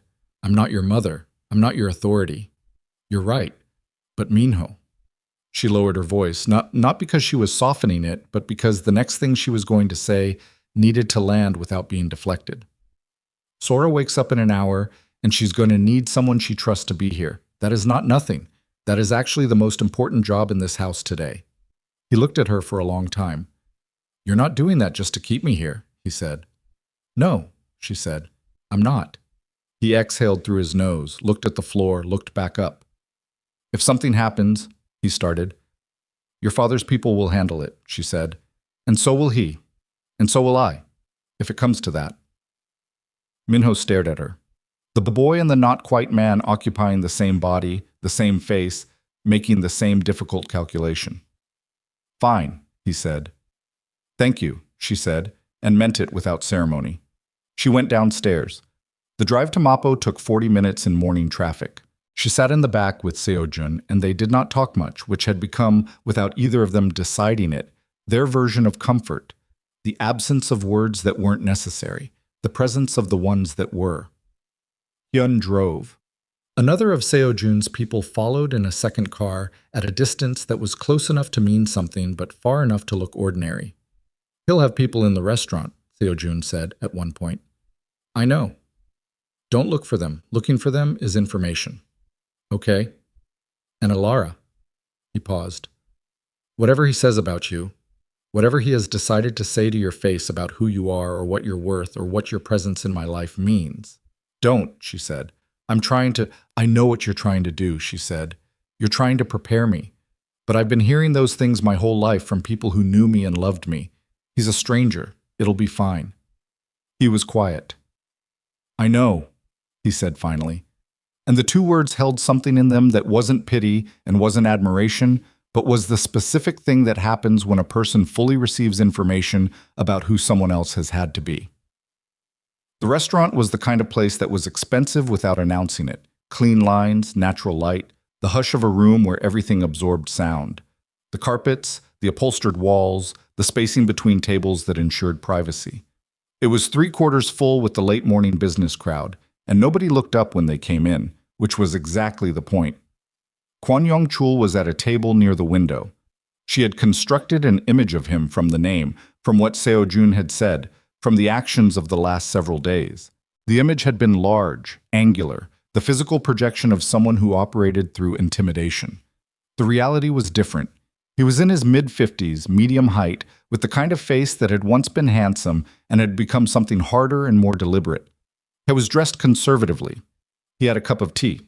He looked, at first glance, like a man who managed a company or advised on investments. At second glance, the glance that Elara had been trained by years of reading rooms full of people who wanted to not be read, the eyes were wrong. They moved in the specific rapid pattern of someone who was always tracking exits, always counting variables, always ahead of the visible surface of a situation. He looked at Seo-jun first, then he looked at her. His assessment was fast and complete, and she felt it the way you feel a change in air pressure.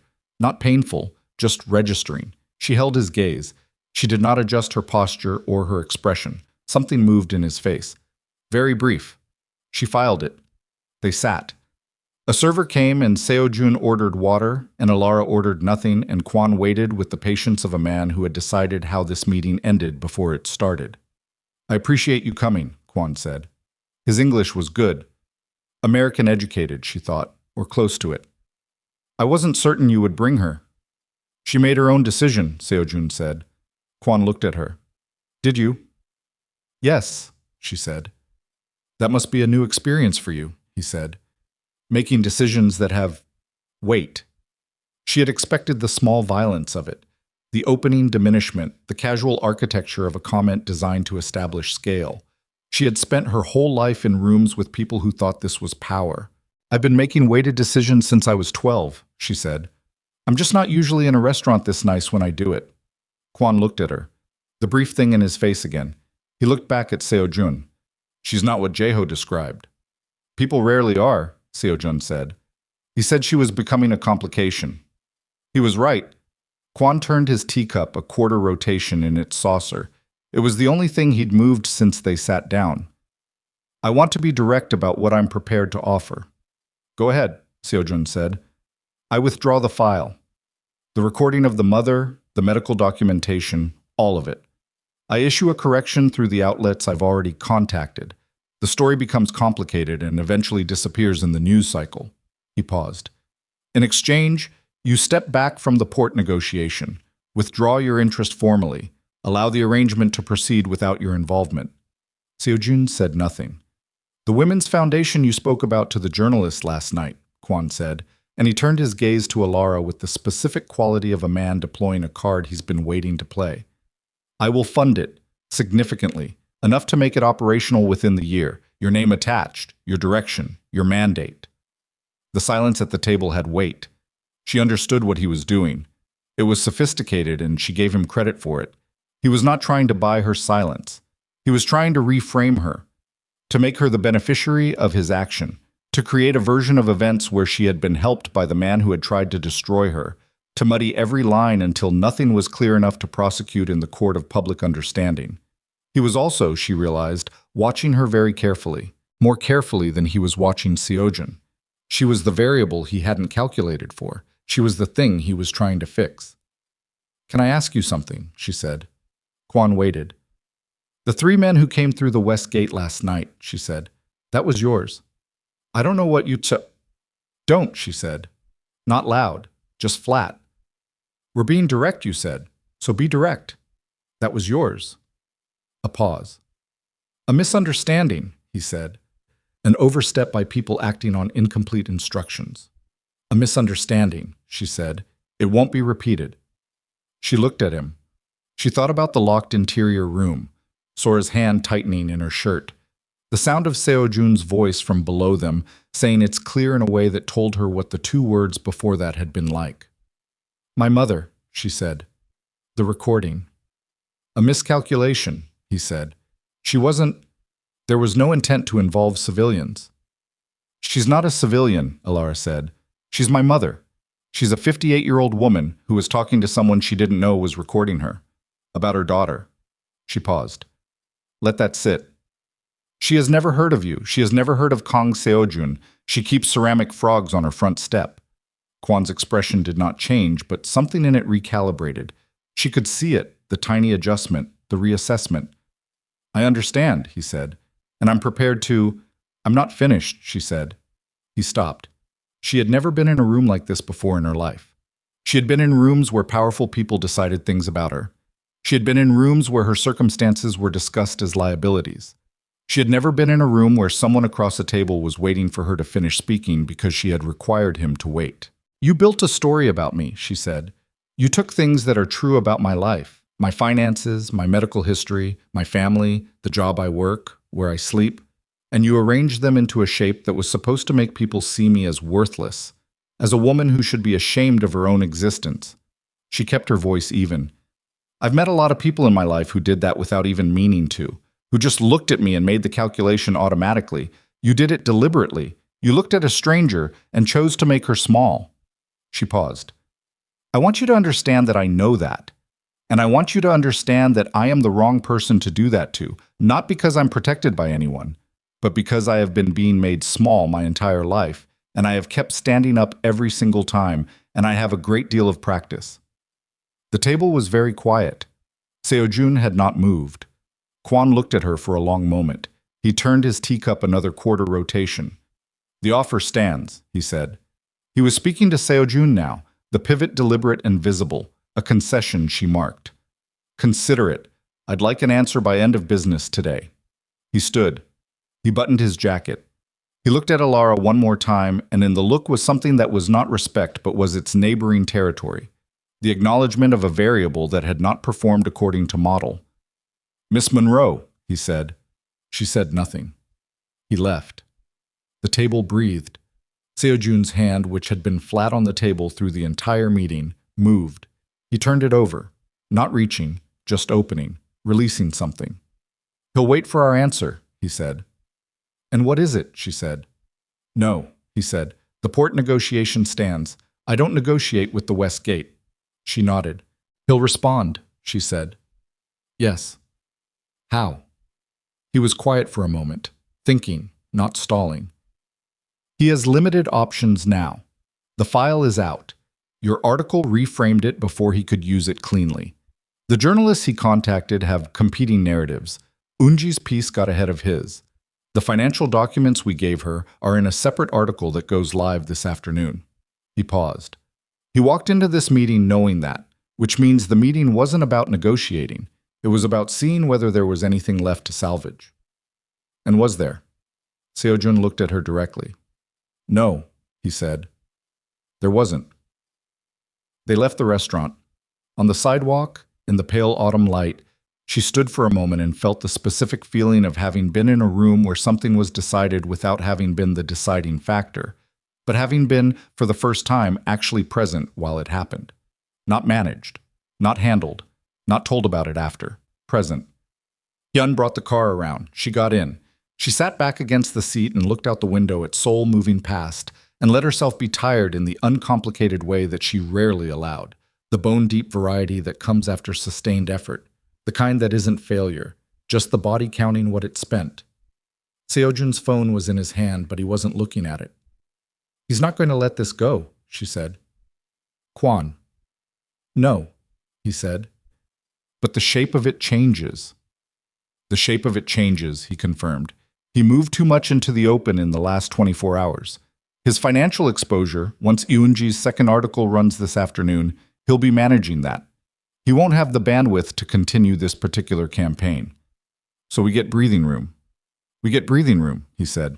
She absorbed the "we" without comment. "My mother," she said. "I need to call her." "Of course." "Not to—" She stopped. She didn't know what she was doing. "I need her to know that I know that. before she sees anything online. Do you want privacy? I want to do it now before I talk myself into waiting, she said. He handed her his phone, a gesture that surprised her, its simplicity, the absence of calculation in it. And she took it and looked at it for a moment. She used her own phone. She found her mother's number. Her mother picked up on the second ring, which meant she was already awake and had already seen something, because her mother was not a second-ring person under normal circumstances. Elara. Her mother's voice had the specific quality of a woman who has been frightened and is covering it with steadiness. Hi, Mom. A pause. There are people. Outside. I know. They're there to make sure you're safe. They're not a threat. Elara, what is happening? I'm going to explain everything, she said. But first I need to tell you something, and I need you to hear it before you say anything. Her mother was quiet. Someone recorded you, she said. People who were trying to hurt me. They found you and recorded you talking about me and used what you said. She paused. And I know you didn't know. And I know that what you said, you've said those things before, in other contexts, and I know you don't mean them the way they land on me. And I'm not calling to have that conversation right now. She breathed. I'm calling so that you hear from me first that I'm okay, and that none of this is your fault. The silence on the other end was the silence of her mother doing the thing she rarely did, which was not speak. Then her mother said, Are you actually okay? I'm actually okay. You're sure? I'm sure. Another pause, longer. And then her mother said in a voice that was quieter than her usual register, the voice she used when she wasn't performing for anyone, not even herself. I'm sorry, baby. It was 2 words. It didn't fix 27 years. It didn't mean they were going to talk on the phone every week, or that the kitchen table conversation from 3 years ago was going to be rewritten, or that the space between them was going to suddenly close. But it was real. It was the unmanaged version of her mother, and it was the first time in years she'd heard it. I know, Mom. Mom, she said. She talked to her for another 15 minutes. She explained, in the general shape of it, what had happened. She did not give her Seojun's name. She said there were people involved who were handling it, and she said the people outside the house were protective, and she gave her a number to call if anything changed. When she hung up, she looked out the window for a moment. Seojun didn't say anything. He was looking at his phone, or appearing to, giving her space inside the car that she needed. Thank you, she said. I didn't do anything. You gave me a minute, she said. That counts. The rest of the day moved in pieces. Unji's second article ran at 2 in the afternoon, 4,700 words on Kwon Young-chul's financial structure, the Port Authority arrangement, the specific channels through which he had been routing money in ways that did not survive daylight. It cited documentation. It was careful and sourced and devastating in the dry, precise way that financial journalism is devastating, not through drama, but through specificity, numbers, dates, names. Seojun's phone ran hot for 2 hours. She stayed out of those conversations, which was not avoidance but appropriate separation. She had drawn her line at her own story, and the rest of it was his, and she was not going to blur that because the day had been hard and blurring, it would have been easy. She spent the afternoon with Sora. They were in the small sitting room where Bori had his preferences respected. Sora had decided that Bori needed a new habitat. She was constructing it from blankets and couch cushions with the focused engineering of a child who has a clear vision and considerable feelings about how the implementation should go. Elara was tasked with holding 2 cushions in position while Sora adjusted the blanket at a specific angle she seemed to be measuring by some internal calibration system. Lower, Sora said. This one? The other one. Higher. No, lower. Sora, you have to pick a direction. Sora considered this gravely. Lower, she said. Elara lowered the cushion. Perfect, Sora said. They worked in silence for a while. The room was warm. Outside the window, the afternoon light had gone gold in the way it did in autumn, the color of something ending well. Elara, Sora said. Are you going to stay? She looked at the child. Sora was not looking at her. She was arranging Bori carefully in his habitat, smoothing the blanket around him with small, decisive hands. I don't know yet, Elara said. Honestly. Without the softening addition that adults usually appended to honesty directed at children. Sora looked up. Okay, she said, not upset. Processing. Is that okay? Elara asked. Sora thought about it. Appa says it's okay when you don't know something yet, she said. He says not knowing is different from the answer being no. Elara looked at the 6-year-old in the yellow cardigan. Your Appa is pretty smart, she said.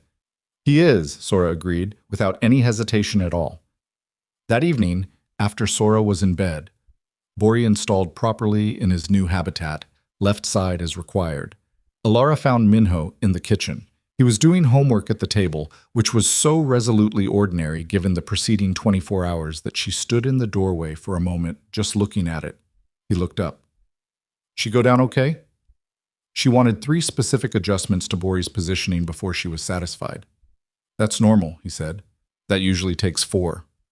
She went and poured herself water, stood at the counter. How are you doing? Fine, he said. Then, at a different register. I've been reading the articles. Both of them. Both of them. He looked at his notebook. People are talking about it. Not the way Quan wanted. More people seem to be... He stopped. You changed the direction of it. What you said in the first article. We'll see, she said. My dad's name is in there. I know. He doesn't usually let his name be in things, Minho said. Attached to people. To situations that are visible. She was quiet. He's different, Minho said. Not an accusation, just the careful observation she'd come to expect from him. He's different. People change in difficult situations, she said. That might be all it is. Minho looked at her steadily. You don't believe that. She considered him for a moment. No, she said. I don't. He nodded and went back to his homework. She went to find Seo-jun. I was in the room that functioned as his office, standing at the window, jacket off, the sleeves still rolled, looking at the city at night in a way that suggested he had been standing there for a while. The light on his desk was on, but he wasn't at the desk. His phone was there and silent, which meant the active part of the day was done. The responses sent. The operational pieces moved. She came and stood near him. Not beside him exactly. Nearby. Quan's people have been quiet since the articles, he said. You expected that. I expected it faster, he said. He's not reacting the way I would have predicted. He's holding still. Is that better or worse? I'm not sure yet. He looked at the city. There will be consequences from his direction. Not tonight. But within the week, someone will want to show that this kind of exposure doesn't just go unanswered. His credibility with the people he operates with depends on some kind of response. What response? Something I'll handle, he said. Not something that involves you or the children. She looked at the side of his face, the closure tape at his hairline clean now against his skin. You're going to ask me to go back, she said. He turned and looked at her. No, he said. I'm going to ask you what you want. The difference in that landed. She had spent the last week being asked to make decisions about safety, about her story, about whether to enter rooms and whether to speak. But they had all been decisions made inside a situation she hadn't chosen. This was different. This was after. I don't know how to answer that without being honest, she said. Then be honest, he said. She looked at the city, all the lights of it, the organized density of millions of people making their lives in the same space. I went to Busan 14 months ago because a cousin sent me a text at 11 p.m., she said. I built a life out of what was available, which was not much, and I was surviving. Not happy, not unhappy, just holding the line. She paused. And then a man stopped in an alley and asked me if I was hurt, and I have been falling forward into things ever since. Seo-jun said nothing. I am not the same person I was a week ago, she said. I don't think that's bad, but I don't quite know what I am yet. And I think making a decision right now about the larger question is something I'm not in a position to do well. That seems right, he said. But, she said, and she turned and looked at him directly, I know that I don't want to go back to the hotel. I know that I don't want to go back to the apartment with the broken corner and the flickering elevator, not because I can't, but because... She stopped, found the words. Because I've been invisible for a very long time, and I don't think I can choose that anymore, now that I know what the other thing feels like. He held her gaze. His expression was not the controlled one. It was simply his. Okay, he said. I need to work, she said. I need my own money and my own purpose. The foundation I talked about, I want to actually build it, not as Kwan's offering, as mine. I'll help you do that, he said. Not fund it, she said quickly. Not, not fund it, he agreed. Connect you to people. Navigate the practical parts. The building is yours. She looked at him. What do you want? She said. He was quiet for a moment. The honesty of a man choosing to give the unmanaged version. I want you to stay in this house, he said. Not because of the safety situation, because Sora built something for Bori this afternoon, and she made you hold the cushions, which means she's already decided something, and because Minho talked to you last night about his mother, which he has not done with anyone in 3 years. He paused. And because I slept 5 hours last night, which is more than I've slept in one stretch since, I can't remember. He looked at her. I don't know exactly what to call that. I know what I feel. I'm not a man who doesn't know what he feels. I just don't think I have the right to put a name on it before you do. She stood in the room with him and felt the weight of everything the last week had contained. Every door she'd walked through without knowing what was on the other side. Every word she'd said that she couldn't take back. Every moment of choosing not to make herself small when everything in her training told her it was safer. She thought about the alley, the rain, the broken umbrella. She thought about the card in the front pocket of her backpack, the 4 handwritten words. In case you need, she had needed, and she had reached, and something had reached back. And it was not what she expected, and it was not without cost, and it was not perfect, and she was not going to pretend that the shape of it was simple. I'll stay, she said. For now, while things settle. For now, he said, not pushing it further, accepting the boundary of it. And we figure out the rest, she said. We figure out the rest, he said. She nodded. She went to bed. The weeks that followed were not easy in the way that movie resolutions are sometimes easy. The montage of healed things, the music swelling over repaired faces. The real version was slower and had rougher edges and required the sustained effort of people choosing, again and again, to stay in proximity to something unfamiliar. Kwon Young-chul's organization contracted in the weeks after the articles.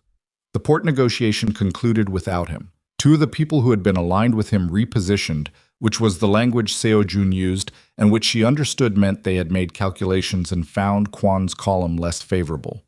There was an incident in November that Seo-jun handled without telling her the details. And she let it be without details because she had set her line and it was hers to maintain, not his to push against.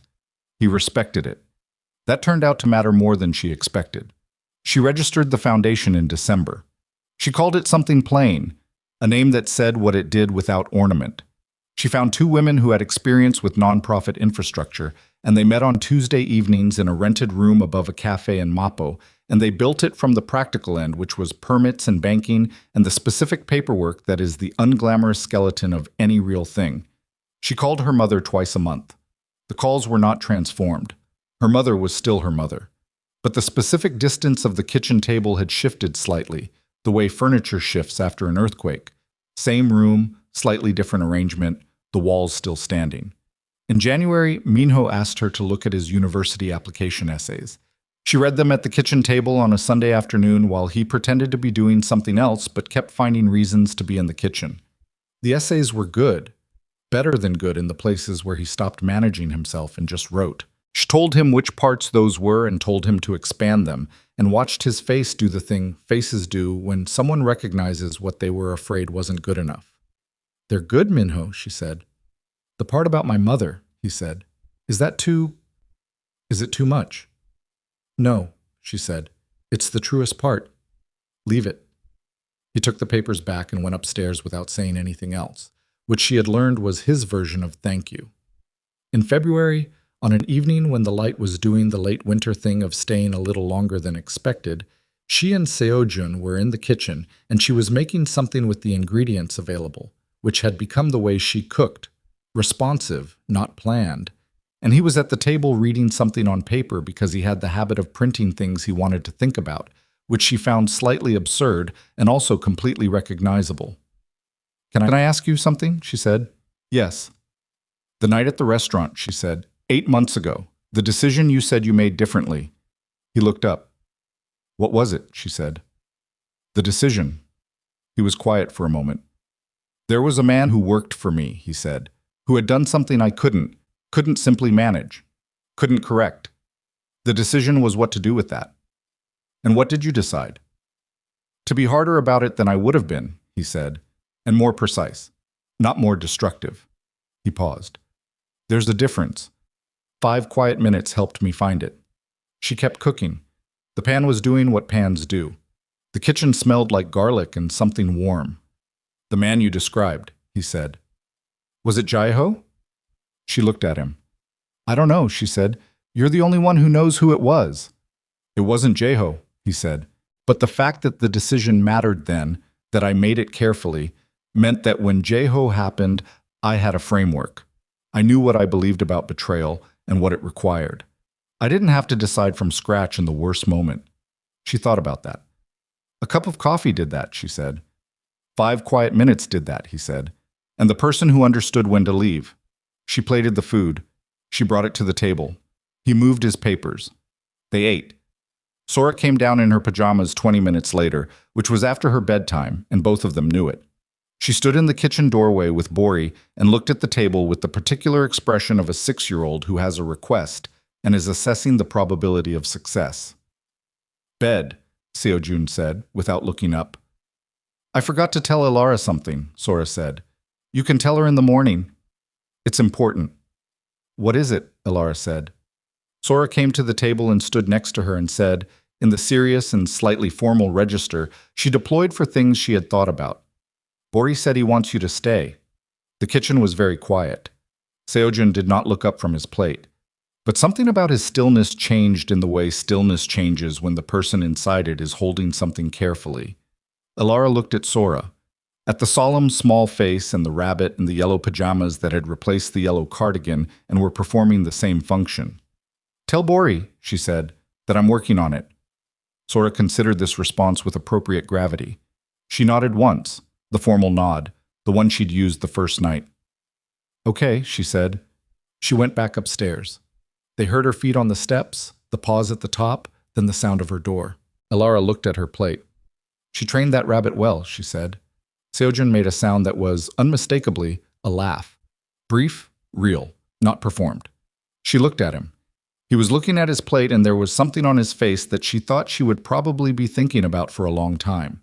The specific and private expression of a man who has spent years in rooms where everything has a cost, encountering something that doesn't.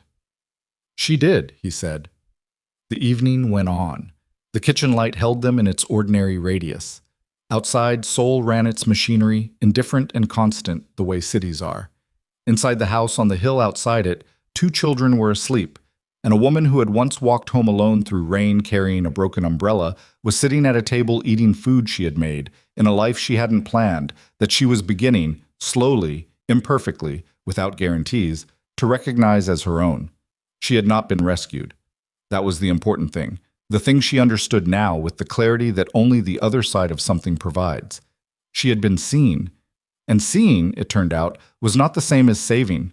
It was harder and smaller and more specific than saving. It was just one person looking at another person and refusing to look through them. She had spent 27 years believing that nobody would do that for her. She had been wrong. And the knowledge of being wrong about that, not the rescue, not the mansion, not the man with the power to make other men step back in alleys. That was the thing she carried now. The knowledge that she had been worth looking at the whole time. That the world's failure to look had been the world's failure, not hers. She had always been here, fully, stubbornly, imperfectly here. The world had simply failed to pay attention. And then one rainy night in a narrow alley in Busan, a man had stopped and asked her if she was hurt, and she had told the truth. And everything after that had been the consequence of that one act of being honest with a stranger about the state of herself. She thought sometimes about what would have happened if she hadn't sent the text, if she hadn't gone through the staff exit, if she had sat in the locked room in this house and decided, as she might once have decided, that she was someone who handles things and doesn't need and isn't worth the complication. She thought about it and then she stopped thinking about it because the present tense was more interesting. She reached across the table and moved Seojun's paper back to his side. He looked at her. You were reading it, she said. I've finished, he said. Then you don't need it in the middle of the table. Agreed, he said. She picked up her chopsticks. Outside, a light snow had begun, the first of the season, the kind that doesn't accumulate but falls sideways in the streetlight and makes the city look briefly, improbably, like something a person might have chosen on purpose. She didn't call anyone's attention to it. She ate her dinner. She stayed.